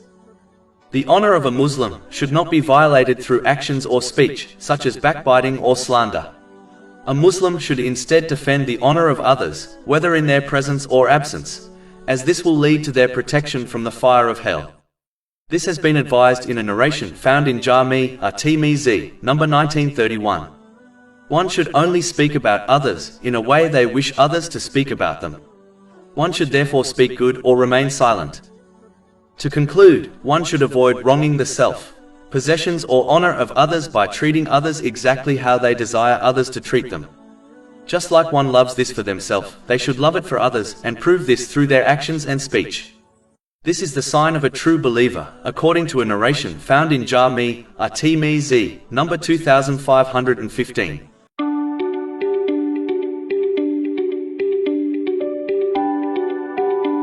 A narration found in Sahih Muslim, number 6541, discusses some aspects of creating unity within society. The Holy Prophet Muhammad, peace and blessings be upon him, firstly advised Muslims not to envy each other. This is when a person desires to obtain the very blessing someone else possesses, meaning they desire for the owner to lose the blessing. And it involves disliking the fact that the owner was given the blessing by Allah, the Exalted, instead of them. Some only desire this to occur in their hearts without showing it through their actions or speech. If they dislike their thoughts and feelings, it is hoped that they will not be held accountable for their envy. Some exert efforts through their speech and actions in order to confiscate the blessing from the other person, which is undoubtedly a sin. The worst kind is when a person strives to remove the blessing from the owner, even if the envier does not obtain the blessing. Envy is only lawful when a person does not act on their feelings, dislikes their feelings, and instead strives to obtain a similar blessing without the owner losing the blessing they possess. Even though this type is not sinful yet, it is disliked if the envy is over a worldly blessing, and only praiseworthy if it involves a religious blessing. For example, the Holy Prophet Muhammad, peace and blessings be upon him, mentioned two examples of the praiseworthy type in a narration found in Sahih Muslim, number 1896. The first is when a person envies the one who acquires and spends lawful wealth in ways pleasing to Allah, the Exalted. The second is when a person envies the one who uses their wisdom and knowledge in the correct way, and teaches it to others. The evil type of envy, as mentioned earlier, directly challenges the choice of Allah, the Exalted. The envious person behaves as if Allah, the Exalted, made a mistake giving a particular blessing to someone else instead of them. This is why it is a major sin. In fact, as warned by the Holy Prophet Muhammad, peace and blessings be upon him, in a narration found in Sunan Abu Dawud, number 4903, envy destroys good deeds just like fire consumes wood. An envious Muslim must strive to act on the narration found in Jami' at-Tirmidhi, number 2515. It advises that a person cannot be a true believer until they love for others what they love for themselves. An envious Muslim should therefore strive to remove this feeling from their heart by showing good character and kindness towards the person they envy, such as praising their good qualities and supplicating for them until their envy becomes love for them. They should continue to fulfill the rights of the person they envy, according to the teachings of Islam. They should learn and act on Islamic knowledge in order to understand that Allah, the Exalted, grants the best thing to each person, and if a particular worldly blessing has not been granted to them, it means that it is better for them not to have it. Chapter 2 Al-Baqarah, verse 216. But perhaps you hate a thing and it is good for you, and perhaps you love a thing and it is bad for you. And Allah knows while you know not. Another thing advised in the main narration quoted at the beginning is that Muslims should not hate each other. This means one should only dislike something if Allah, the Exalted, dislikes it. This has been described as an aspect of perfecting one's faith in a narration found in Sunan Abu Dawud, number 4681. A Muslim should therefore not dislike things or people according to their own desires. If one dislikes another according to their own desires, they should never allow it to affect their speech or actions, as it is sinful. A Muslim should strive to remove the feeling by treating the other according to the teachings of Islam, meaning with respect and kindness. A Muslim should remember that other people are not perfect, just like they are not perfect. And if others possess a bad characteristic, they will undoubtedly possess good qualities also. Therefore, a Muslim should advise others to abandon their bad characteristics, but continue to love the good qualities they possess. A Muslim must dislike sins but not the person, as a person can always repent to Allah, the Exalted. They must show their dislike of sins within the boundaries of Islam. They should gently advise others against bad things, as being harsh often pushes further away from turning back to Allah, the Exalted. Another point must be made on this topic. A Muslim who follows a particular scholar who advocates a specific belief should not act like a fanatic, and believe their scholar is always right, thereby hating those who oppose their scholar's opinion. This behavior is not disliking someone for the sake of Allah, the Exalted. As long as there is a legitimate difference of opinion amongst the scholars, a Muslim following a particular scholar should respect this, and not dislike others who differ from what the scholar they follow believes. The next thing mentioned in the main narration under discussion is that Muslims should not turn away from each other. This means they should not sever ties with other Muslims over worldly issues, thereby refusing to support them according to the teachings of Islam. According to a narration found in Sahih Bukhari, number 6077, it is unlawful for a Muslim to sever ties with another Muslim over a worldly issue for more than 3 days. In fact, the one who severs ties for more than a year over a worldly issue is considered like the one who has killed another Muslim. This has been warned in a narration found in Sunan Abu Dawud, number 4915. Severing ties with others is only lawful in matters of faith. But even then, a Muslim should continue to advise the other Muslim to sincerely repent and only avoid their company if they refuse to change for the better. They should still support them on lawful things when they are requested to do so, as this act of kindness may inspire them to sincerely repent from their sins. Another thing mentioned in the main narration under discussion is that Muslims are commanded to be like brothers to one another. This is only achievable if they obey the previous advice given in this narration and strive to fulfill their duty towards other Muslims according to the teachings of Islam, such as helping others in matters of good and warning them from evil matters. Chapter 5 Al-Ma'idah, verse 2. And cooperate in righteousness and piety, but do not cooperate in sin and aggression. A narration found in Sahih Bukhari, number 1240, advises that a Muslim should fulfill the following rights of other Muslims. They are to return the Islamic greeting of peace, to visit the sick, to take part in their funeral prayers, and to reply to the sneezer who praises Allah, the Exalted. A Muslim must learn and fulfill all the rights other people, especially other Muslims, have over them, as each person will be asked whether they fulfilled the rights of other people on Judgment Day.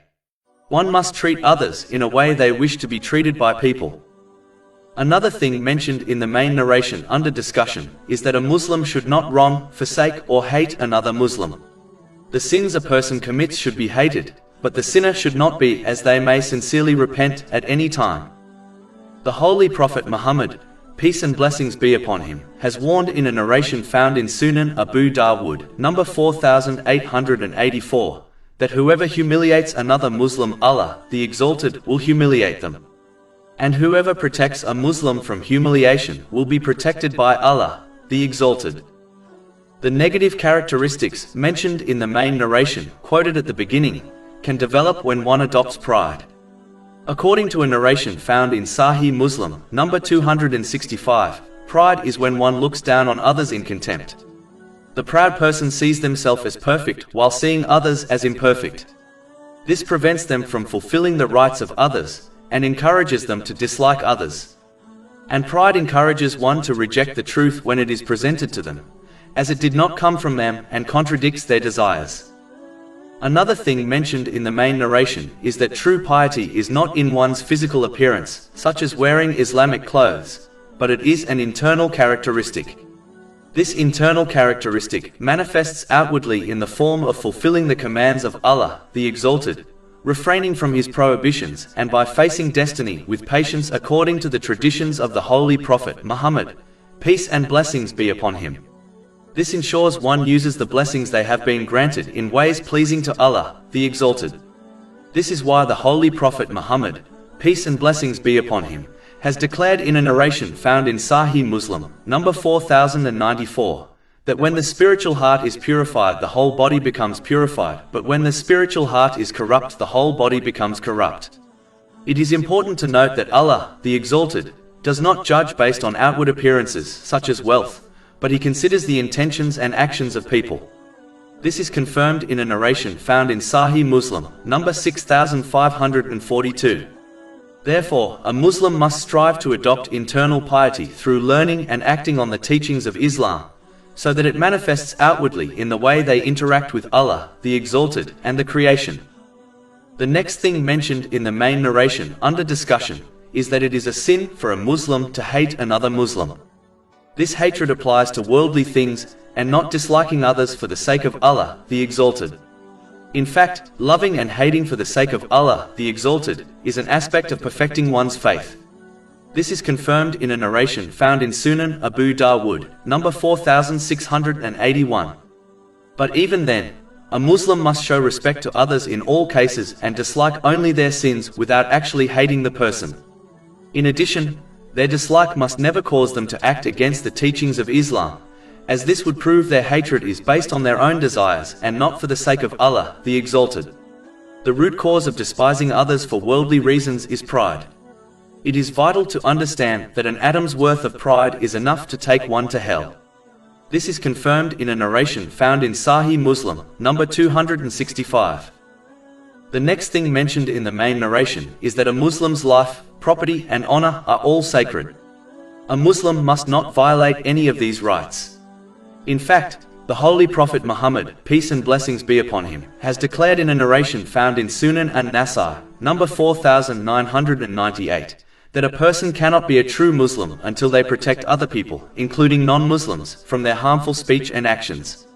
And a true believer is the one who keeps their evil away from the lives and property of others. Whoever violates these rights will not be forgiven by Allah, the Exalted, until their victim forgives them first. If they do not, justice will be established on Judgment Day, whereby the good deeds of the oppressor will be given to the victim, and if necessary, the sins of the victim will be given to the oppressor. This may cause the oppressor to be hurled into hell. This is warned in a narration found in Sahih Muslim, number 6579. To conclude, a Muslim should treat others exactly how they want people to treat them. This will lead to much blessings for an individual and create unity within their society.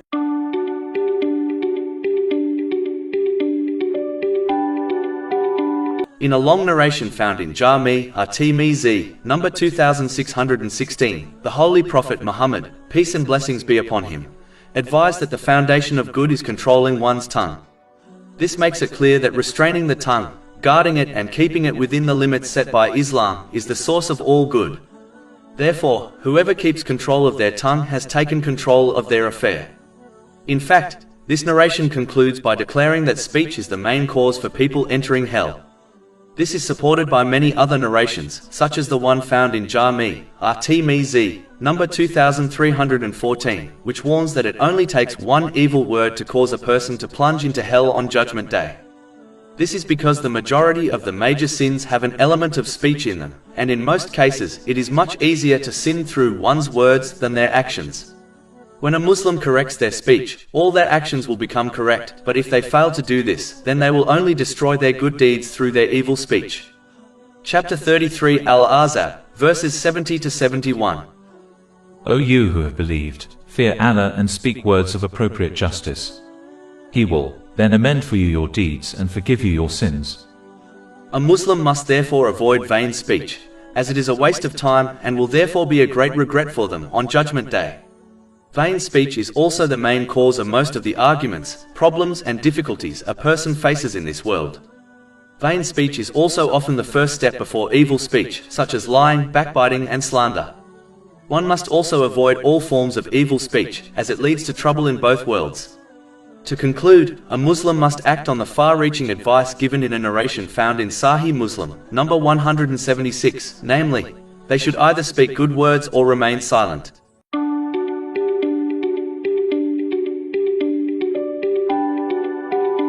I had a thought which I wanted to share. I was pondering over something which all Muslims hope for. They all hope that on Judgment Day Allah, the Exalted, will put aside, overlook and forgive their past mistakes and sins. But the strange thing is that most of these same Muslims who hope and pray for this, do not treat others in the same way. Meaning, they often latch on to the past mistakes of others and use them as weapons against them. This is not referring to those mistakes which have an effect on the present or future. For example, a car accident caused by a driver which physically disables another person is a mistake which will affect the victim in the present and future. This type of mistake is understandably difficult to let go and overlook. But many Muslims often latch on to the mistakes of others which do not influence the future in any way, such as a verbal insult. Even though the mistake has faded away, yet these people insist on reviving and using it against others when the opportunity presents itself. It is a very sad mentality to possess, as one should understand that people are not angels. At the very least, a Muslim who hopes for Allah, the Exalted, To overlook their past mistakes should overlook the past mistakes of others. Those who refuse to behave in this manner will find that the majority of their relationships are fractured, as no relationship is perfect. There will always be a disagreement, which can lead to a mistake in every relationship. Therefore, the one who behaves in this manner will end up lonely, as their bad mentality causes them to destroy their relationships with others. It is strange that these very people hate to be lonely, yet adopt an attitude which drives others away from them. This defies logic and common sense. All people want to be loved and respected while they are alive and after they pass away, but this attitude causes the very opposite to occur. While they are alive, people become fed up with them, and when they die, people do not remember them with true affection and love. If they do remember them, it is merely out of custom. Letting the past go does not mean one needs to be overly nice to others, but the least one can do is be respectful according to the teachings of Islam. This does not cost anything and requires little effort. One should therefore learn to overlook and let the past mistakes of people go. Perhaps then Allah, the Exalted, will overlook their past mistakes on the Day of Judgment. Chapter 24 and Nur, verse 22. And let them pardon and overlook. Would you not like that Allah should forgive you? And Allah is forgiving and merciful.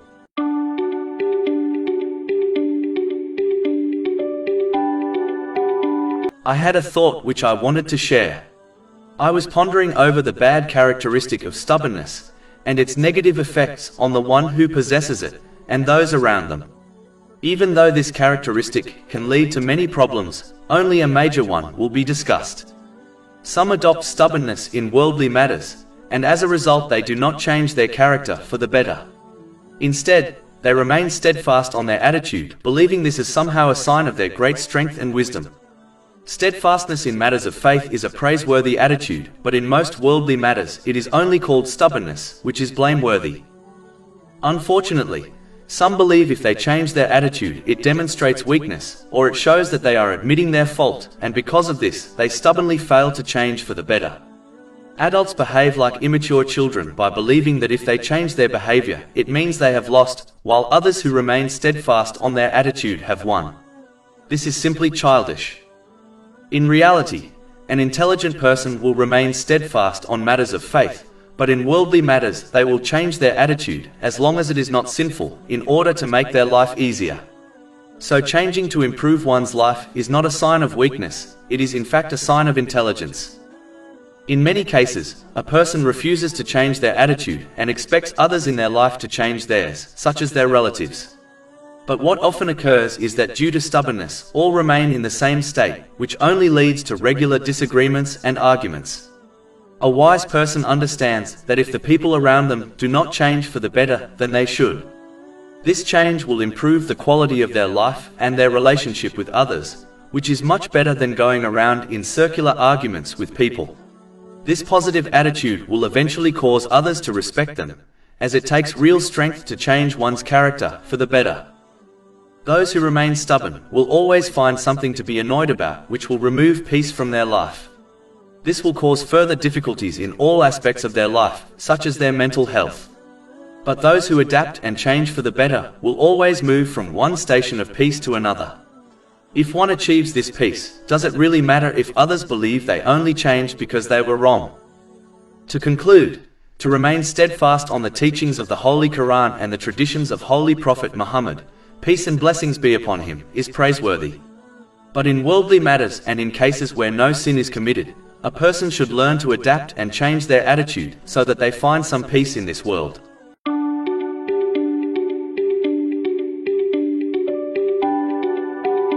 I had a thought which I wanted to share. I was pondering over how some people become overly sad when they are criticized. A Muslim should always remember that there are two types of people. The first are rightly guided, as their criticism of others is based on the criticism and advice found in the Holy Quran and the traditions of the Holy Prophet Muhammad, peace and blessings be upon him. This type will always be constructive and guide one to blessings and the pleasure of Allah, the Exalted, in both worlds. These people will also refrain from over or underpraising others. Overpraising others can cause them to become proud and arrogant. Underpraising others can lead them to becoming lazy and put them off from doing good. This reaction is often observed in children. Praising according to the teachings of Islam will inspire others to strive harder in both worldly and religious matters, and it will prevent them from becoming arrogant. Therefore, the praise and constructive criticism of this person should be accepted and acted upon, even if comes from a stranger. The second type of person criticizes based on their own desires. This criticism is mostly unconstructive and only shows one's bad mood and attitude. These people often over and underpraise others as they act based on their own desires. The negative effects of these two were mentioned earlier. Therefore, the criticism and praise of this person should be ignored in the majority of cases, even if it comes from a loved one, as it will only cause one to become unnecessarily sad in cases of criticism and arrogant in cases of praise. It is important to remember that a person who overpraises others will often over-criticize them too. The rule one should always follow is that they should only accept the criticism and praise based on the teachings of Islam. All other things should be ignored and not taken personally.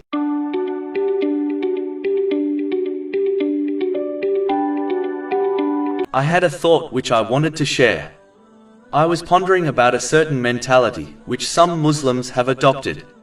It is when a person tells many people about their problems. The issue with this attitude is that when one tells too many people, then sharing their problems and seeking advice becomes a means of complaining about their difficulties, which is a clear sign of their impatience. In addition, this attitude will only cause one to become confused, as the advice they receive will be varied, which will cause them to become more and more uncertain of the correct path. Whereas, consulting a few wise people will only cause one's certainty to increase. Repeating one's problems over and over again to many people also causes them to focus too much on their problem, which makes it appear bigger and more significant than it really is, even to the point that it causes them to neglect their other duties, which only leads to more impatience. Therefore, Muslims should only consult a few people in respect to their difficulties. They should select these few people according to the advice of the Holy Quran. Chapter 16 and now, verse 43. So ask the people of the message if you do not know. This verse reminds Muslims to consult those who possess knowledge, as consulting an ignorant person only leads to further trouble. Just like a person would be foolish to consult a car mechanic over their physical health, a Muslim should only share their problems with those who possess knowledge about it and the Islamic teachings linked to them. In addition, a Muslim should only share their problems with those who fear Allah, the Exalted. This is because they will never advise others to disobey Allah, the Exalted.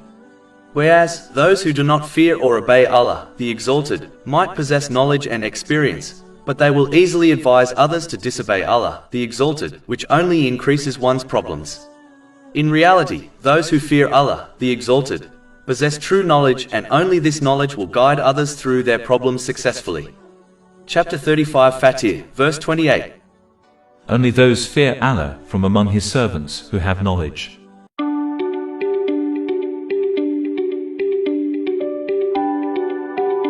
I had a thought which I wanted to share. It is important to note that one should react correctly whenever their advice is not acted upon. When the person seeking advice chooses an unlawful decision which contradicts the advice given to them, the advisor should show dislike towards their choice, as this is a branch of faith. In fact, disliking something for the sake of Allah, the Exalted, is an aspect of perfecting one's faith, according to a narration found in Sunan Abu Dawud, number 4681. But even then, they must stay within the limits of Islam when showing their dislike. If the choices are between two lawful options, and their advice is not acted upon, then they should not become annoyed at the one seeking advice, as they chose a lawful choice.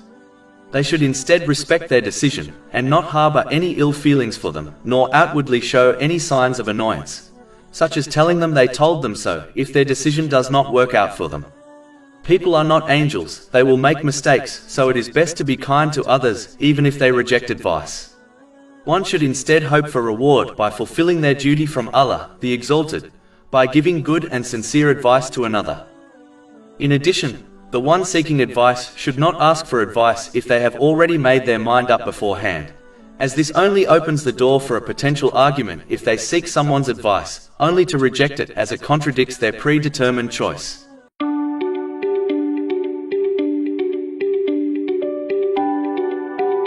I had a thought which I wanted to share. I was pondering over the behavior of some who always strive to extract their full rights and more from others. In this day and age, due to ignorance, it has become more difficult to fulfill the rights of people, such as one's parents.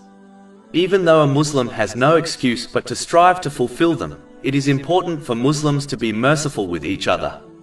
As advised by the Holy Prophet Muhammad, peace and blessings be upon him, in a narration found in Sahih Bukhari, number 6655, Allah, the Exalted, shows mercy to those who are merciful to others. One aspect of this mercy is for a Muslim not to demand their full rights from others. Instead, they should use the means such as their physical or financial strength to help themselves and make things easy for others.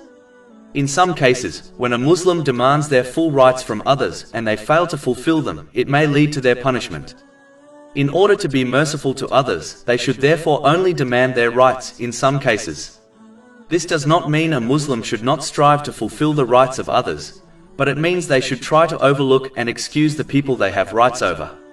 For example, a parent can excuse their adult child from a particular house chore and do it themselves if they possess the means to do so without troubling themselves, especially if their child returns home from work exhausted.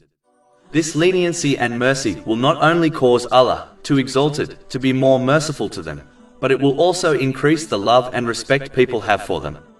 The one who always demands their full rights is not a sinner, but they will lose out on this reward and outcome if they behave in this manner.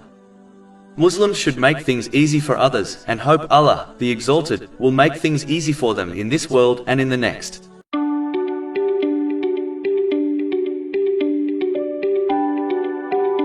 I had a thought which I wanted to share. I was pondering about the important duty on all Muslims to command good and forbid evil. Chapter 3, Ali Imran, verse 110. You are the best nation produced as an example for mankind. You enjoin what is right and forbid what is wrong, and believe in Allah. Even though this is an important duty on each Muslim, yet they will encounter people who do not seem to listen, nor act on the advice given to them. This is quite obvious, especially in this day and age. In cases like this, it is best not to give up, but to consider changing one's technique. Advising others through words is one way of commanding good and forbidding evil, but a better way is to advise others through one's actions. The Holy Prophet Muhammad, peace and blessings be upon him, was the greatest teacher as he advised others through his words and actions. This leading by example technique is important to adopt, as it is more likely to affect others in a positive way. But those who still fail to accept this technique of commanding good and forbidding evil should be left alone. One should continue showing a practical example, but perhaps take a step back from verbally advising them, as continuously advising others who do not pay attention can cause both parties to become irritated and angered. This contradicts the very attitude a Muslim should possess when they advise others towards good. It is a sad truth that one should not bother verbally imposing themselves on people who do not care what they have to say. But they should continue advising others through their actions. In this way, one not only helps themselves by refining their own character, but also fulfills their duty in commanding good and forbidding evil. Chapter 31, Luqman, verse 17. Enjoin what is right, forbid what is wrong, and be patient over what befalls you. Indeed, all that is of the matters requiring resolve.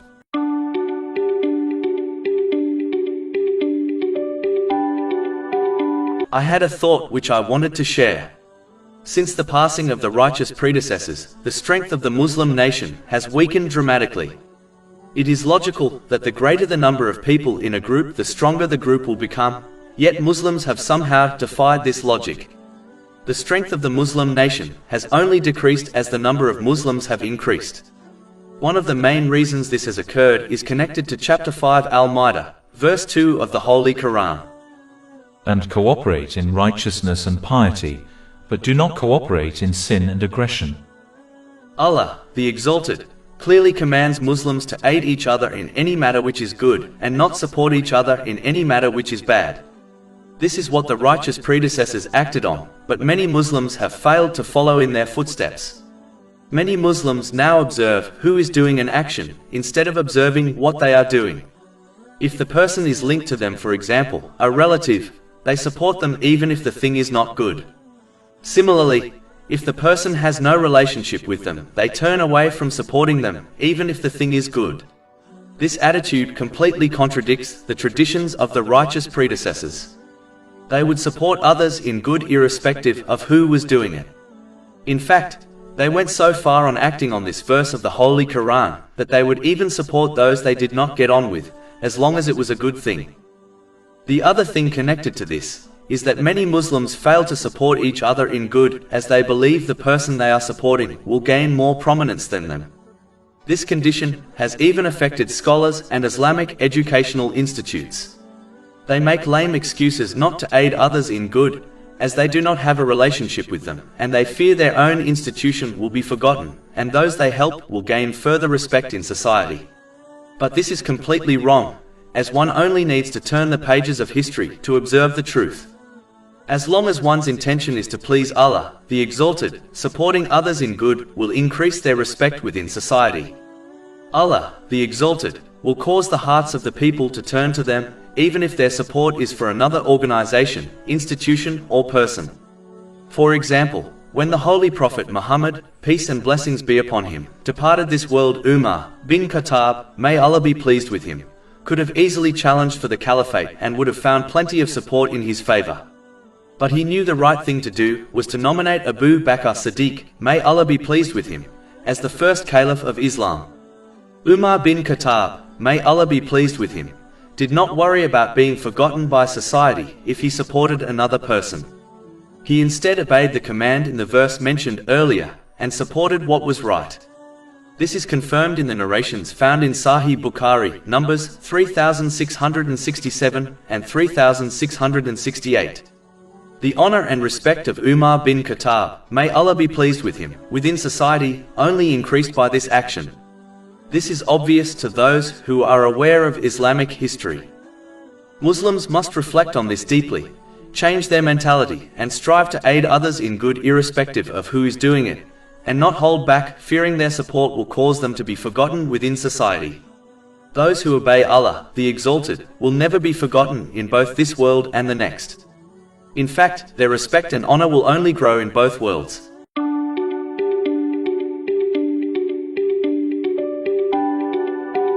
I had a thought which I wanted to share. I was pondering over the things which prevent a person from changing for the better. Unfortunately, some people experience tests and times of ease yet do not change their character in a positive way. Even though there are many possible causes, only one will be discussed in this chapter. In some cases, people do not change for the better because the people around them do not encourage them to do so. In fact, many people have this habit of only patting others on the back and telling them what they want to hear. They somehow believe this is the character of a good companion and friend. They falsely believe acting in this way is a sign of their deep love and respect for others. But this is completely incorrect, as this behavior only encourages one to continue with their attitude without improving it. There is nothing wrong with providing emotional comfort to others, but a good friend will always kindly point out the ways in which their friend or relative can improve their character. This will in fact improve the quality and condition of their companion's life in this world and in the next. While merely patting others on the back will only provide temporary comfort to them, but in no way will it improve the situation or their character. The correct attitude is possible to achieve without disrespecting others. This is the duty of a person towards others, especially their relatives. In reality, if a person's friend or relative dislikes their good advice, then they do not value their relationship with them. A person should never let anything, such as a person's age, prevent them from speaking the truth, and kindly advising them to change their attitude for the better. Even if it is one's own parents, they should still fulfill this duty, as this behavior is the essence of treating them kindly. Simply staying quiet, just because they are one's parents, should not be the attitude of a person unless they know advising them will only lead to further problems for everyone.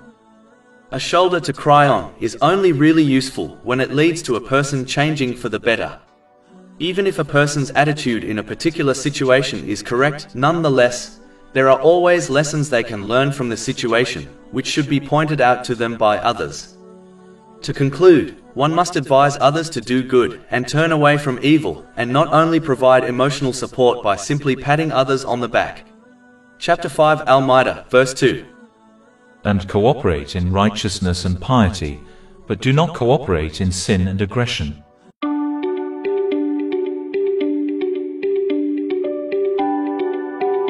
I had a thought which I wanted to share. I was pondering over a thing which people generally complain about, especially parents. During a person's youth, due to a lack of responsibilities and sharing a common daily schedule, such as attending the same school, people form strong and close bonds with others, such as siblings or friends. But with the passing of time, as the responsibilities of people increase and differ, and due to changes in their daily schedule, people adopt different characteristics. This causes the bonds between them to weaken, and in some cases, they become quite distant from one another. This is often observed in homes which have many siblings or amongst friends. It is important to understand that Allah, the Exalted, created each person with their own unique path in life, which is different from others. This is a sign of His infinite power. Billions of people, yet no two paths are the same. The differences in these paths are the main cause why people drift apart from each other. Best friends become friends only by name. Close siblings become emotionally distant from one another. This is a part of destiny, and is truly inevitable. It is important to understand this point, as some people can become ungrateful to Allah, the Exalted, because of it. They dislike the changes in their lives, which lead to the changes in their relationships with others. But these changes in their lives are something Allah, the Exalted, chose, so disliking them is disliking the choice of Allah, the Exalted. A Muslim should instead see things in a positive way. Meaning, they should have hope that one day, in the hereafter, the strong fellowship they once shared with someone will once again be forged, but to a much higher and unbreakable level. This hope should inspire a Muslim to be more obedient to Allah, the Exalted, by fulfilling His commands, refraining from His prohibitions, and by facing destiny with patience, knowing that this outcome will only be granted to His obedient servants.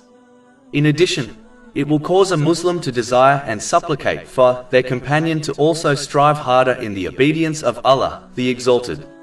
This is a righteous deed according to a narration found in Sunan Abu Dawood, number 1534. They will also be rewarded for acting on the narration found in Jami' at-Tirmidhi, number 2515. It advises that a person cannot be a true believer until they love for others what they love for themselves. So adopting this mentality will help a Muslim to avoid ingratitude, strive harder in the obedience of Allah, the Exalted, and gain more reward, all the while hoping they will once again be blessed with a strong bond they once shared with their companion. Chapter 15 Al-Hijr, verse 47.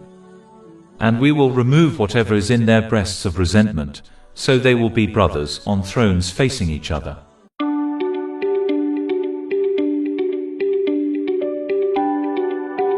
I had a thought which I wanted to share. I was pondering over a strange attitude many people have adopted. When they are questioned about things they are unaware of, instead of admitting the truth, they give a reply which has little or no foundation in the truth. This can become a serious issue, especially in matters connected to Islam. A Muslim may get punished for giving incorrect information which others act on. This has been indicated in a narration found in Sahih Muslim, number 2351. This is because they ignorantly attributed things to Allah, the Exalted, or the Holy Prophet Muhammad, peace and blessings be upon him. Because of these people, strange beliefs and customs have become attached to Islam, which is a great deviation from the truth brought by the Holy Prophet Muhammad, peace and blessings be upon him.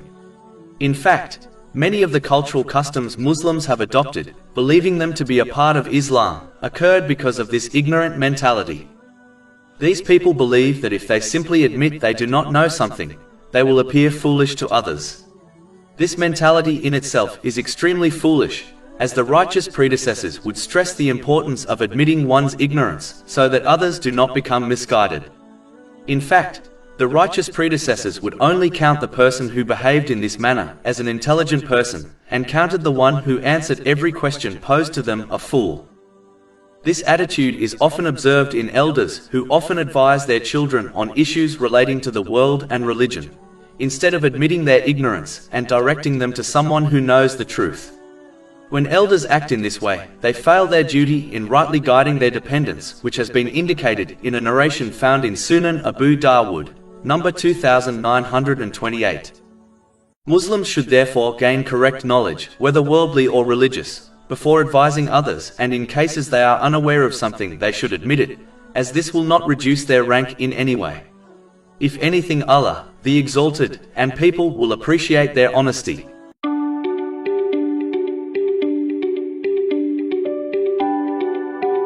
I had a thought which I wanted to share. It is important for Muslims to understand an important point in respect to advising others. It is the duty of Muslims to advise others towards good and forbid evil, but a Muslim should not behave as if they have been put in charge as controllers over others. This attitude only leads to anger and bitterness, especially when others do not follow their advice. It is best for Muslims to discharge their duty by advising others, but they should avoid stressing over the outcome of their advice, meaning whether the person acts on their advice or not. If Allah, the Exalted, advised the greatest teacher and guide of mankind, namely the Holy Prophet Muhammad, peace and blessings be upon him, not to stress over the outcome in many places of the Holy Quran, how can a Muslim claim or behave as if they have been put in charge of others? Chapter 88 Al-Ghashiyah, verses 21 to 22. So remind, you are only a reminder. You are not over them a controller. The Muslim who behaves as a controller will not only become bitter when people fail to follow their advice, but it can lead them to giving up advising others, which is a duty on all Muslims according to their ability. In addition, this attitude will also cause Muslims to neglect themselves and their own duties, as they are too busy concerning themselves with the duties of others. Therefore, Muslims should remain firm in commanding good and forbidding evil, but refrain from observing and bothering about the outcome of their advice.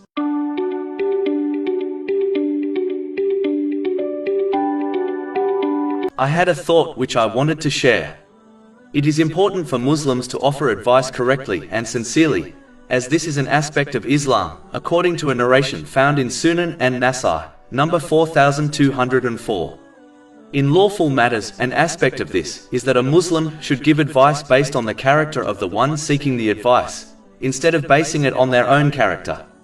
This is in fact a tradition of the Holy Prophet Muhammad, peace and blessings be upon him, who gave different advice when questioned about the same thing from different people.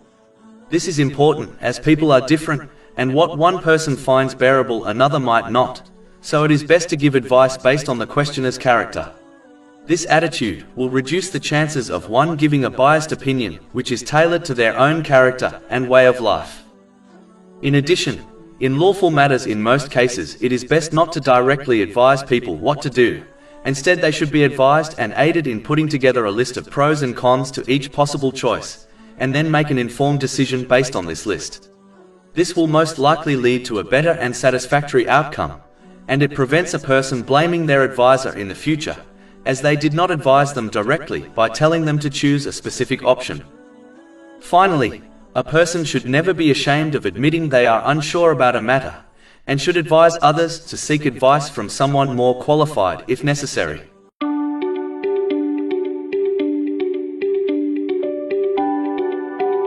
I had a thought which I wanted to share.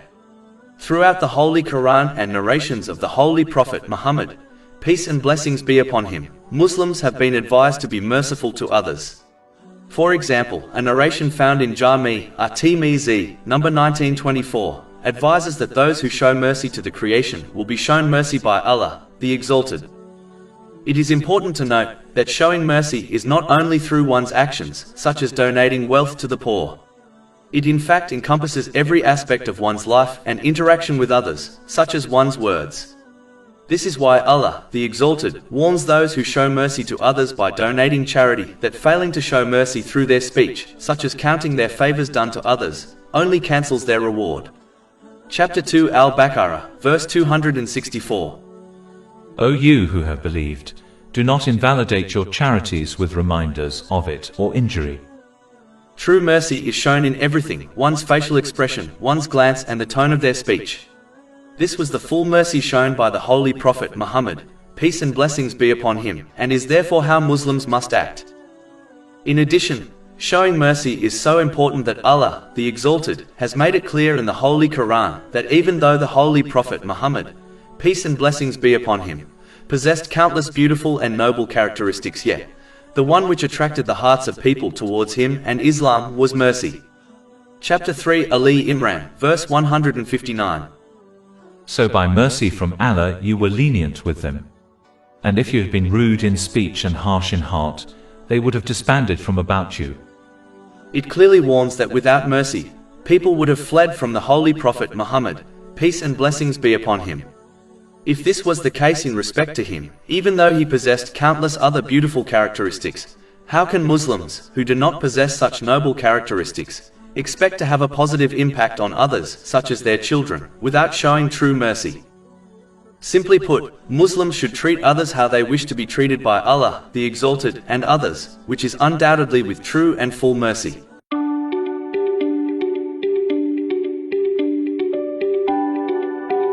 It is important for Muslims, especially in this day and age, to understand the difference between those who discuss certain topics which may be considered controversial in order to genuinely benefit people through a positive change, and those who simply discuss these issues in order to attract the attention of others.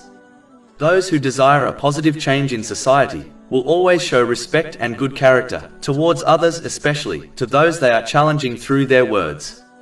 They never resort to vulgar language or actions in order to declare their point of view. They instead study and understand the subject they are debating about, without misinterpreting or falsifying information in order to support their point of view. Their criticism is always constructive, and their genuine and sincere intention to improve the society is shown through their behavior and words. These are the people who Muslims should pay attention to, as if they are correct, it will improve society for everyone. But if their viewpoint is wrong, they will accept the truth when it is made clear to them by others. But those who behave opposite to this correct attitude, whether they are found in the media or anywhere else, should simply be ignored, as they do not desire to improve the lives of people. They are starved for attention, and like an infant, act out in order to attract some attention from others. Muslims should not circulate and pass on videos or other content which are linked to people like this, as they are playing right into their hands and giving them the attention they so badly desire. Debating with these people is a complete waste of time because of their evil intention and behavior.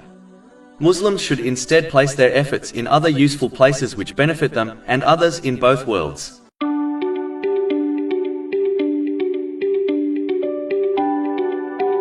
I read a news article a while ago, which I wanted to briefly discuss. It reported on the reaction of many countries to the coronavirus outbreak and their attempt at reducing its spread. It is important for Muslims to fulfill the command of Allah, the Exalted, in the chapter 4 and Nisa, verse 59. O you who have believed, obey Allah and obey the Messenger and those in authority among you. It is vital for Muslims to obey the government during all matters which do not contradict the teachings of the Holy Quran and the traditions of the Holy Prophet Muhammad, peace and blessings be upon him, meaning in those matters which are beneficial to the general public. Muslims should follow the advice and commands given by their government, and not cause further problems for society and Islam by ignoring them. In addition, the Holy Prophet Muhammad, peace and blessings be upon him, has advised in a narration found in Sunan an-Nasai, number 4204, that religion is being sincere to others, which includes those in authority. This means Muslims must support them in matters which are beneficial and protects the society from harm, such as the social restrictions which have been imposed by governments. Finally, this narration also mentions being sincere towards the general public. This applies to all members of the society, irrespective of their faith or if one personally knows them or not. Even though a Muslim or their loved ones may not be at risk of serious harm by being infected with the coronavirus, there are people in society which are at serious risk of harm and death. In order to be sincere to these people, a Muslim must obey the restrictions imposed by the government, as these restrictions aim to protect them and prevent the spread of the virus.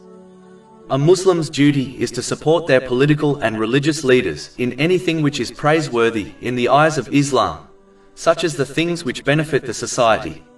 As indicated by the verse quoted earlier, this is an aspect of obeying Allah, the Exalted.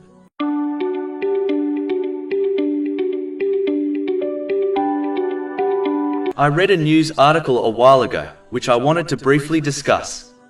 It reported on the good things a famous person who passed away did, and those who praised them. It is important for Muslims to understand that when they treat others kindly, it in reality benefits themselves. This is because treating others kindly has been commanded by Allah, the Exalted, and fulfilling this important duty gains one reward. In addition, when one is kind to others, they will supplicate for them while they are alive, which will benefit them. For example, the Holy Prophet Muhammad, peace and blessings be upon him, advised in a narration found in Sahih Muslim, number 6929, that a supplication done for a person in secret is always answered. The one who is kind to people is often aided by others in their time of need. Simply put, how one treats others is how they are treated by people. In addition, the people will supplicate for them after they pass away, which is definitely answered, as it has been recorded in the Holy Quran. Chapter 59 Al-Hash, verse 10. Saying, Our Lord forgive us and our brothers who preceded us in faith. Finally, a person who treated others kindly will gain their intercession on the Day of Judgment, which is a day people will be desperate for the intercession of others. This has been confirmed in a narration found in Sahih Bukhari, number 7439. But those who mistreat others, even if they fulfill their duties towards Allah, the Exalted, will miss out on the benefits mentioned earlier. And on Judgment Day, they will find that Allah, the Exalted, will not forgive them until their victim forgives them first. If they choose not to, then the oppressor's good deeds will be given to their victim, and if needed, the victim's sins will be given to their oppressor. This may cause the oppressor to be hurled into hell. This has been warned in a narration found in Sahih Muslim, number 6579. Therefore, a Muslim should be kind to themselves by being kind to others, as in reality, this leads to their own benefit in both worlds. Chapter 29 Al-Ankabut, verse 6. And whoever strives only strives for the benefit of himself.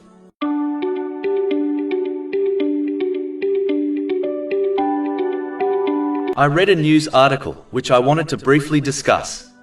It reported on how one can avoid arguments and instead discuss things in a mature way. It is important to understand that the characteristic of a true Muslim is not to argue or debate with others in order to promote themselves and their opinion. They should instead present the information in order to promote the truth. This applies to both worldly and religious matters. The one who aims to promote the truth will not argue. Only the one who is trying to promote themselves will. Contrary to what many believe, winning arguments does not increase one's rank in any way. The only time a person's rank in both worlds increases is when one avoids arguing, and instead presents the truth or accepts it when it is presented to them. A Muslim should avoid going back and forth with others when discussing things, as this is a characteristic of arguing. It is important to avoid arguing, as the Holy Prophet Muhammad, peace and blessings be upon him, promised a home in the middle of paradise for the one who gives up arguing, even when they are correct. This has been advised in a narration found in Jami' at-Tirmidhi, number 1993. It is this correct mentality which has been indicated in chapter 16 and Nahl, verse 125. Invite to the way of your Lord with wisdom and good instruction, and argue with them in a way that is best. A Muslim should understand that their duty is not to force people to accept something. Their duty is to simply present the truth, as being forceful is a characteristic of arguing. Chapter 88 Al-Ghashiyah, verses 21 to 22. So remind, you are only a reminder. You are not over them a controller.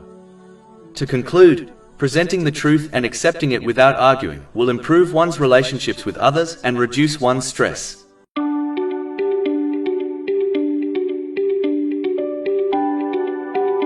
I read a news article a while ago, which I wanted to briefly discuss.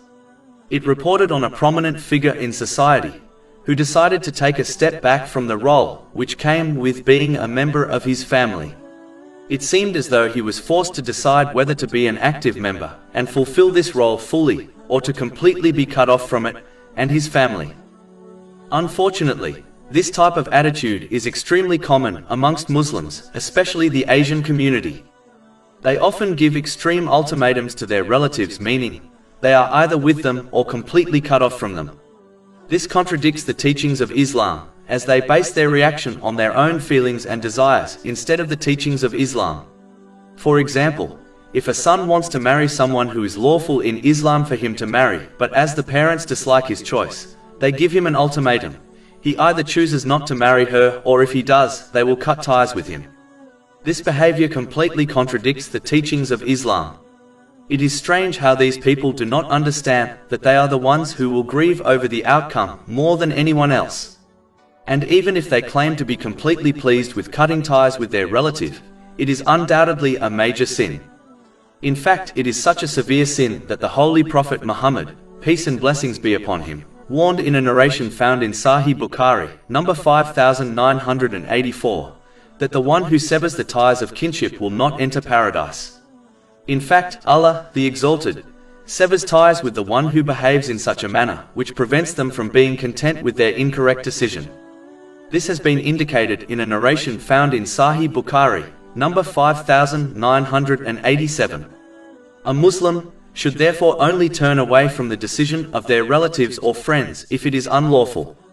If it is lawful, but they disagree with their choice, they should kindly express their opinion, but if the person decides to go ahead with their choice, they should accept this and maintain ties with them and fulfill their rights according to the teachings of Islam. They should continue supporting them and never insult them if their choice ends up being a bad one. It is important to remember people are not perfect. This will ensure the relatives or friends continue maintaining ties and respecting each other. This is a duty all Muslims must fulfill. Over 400 free ebooks, audiobooks, infographics, podcasts and blogs available on our website, www.shakepod.com.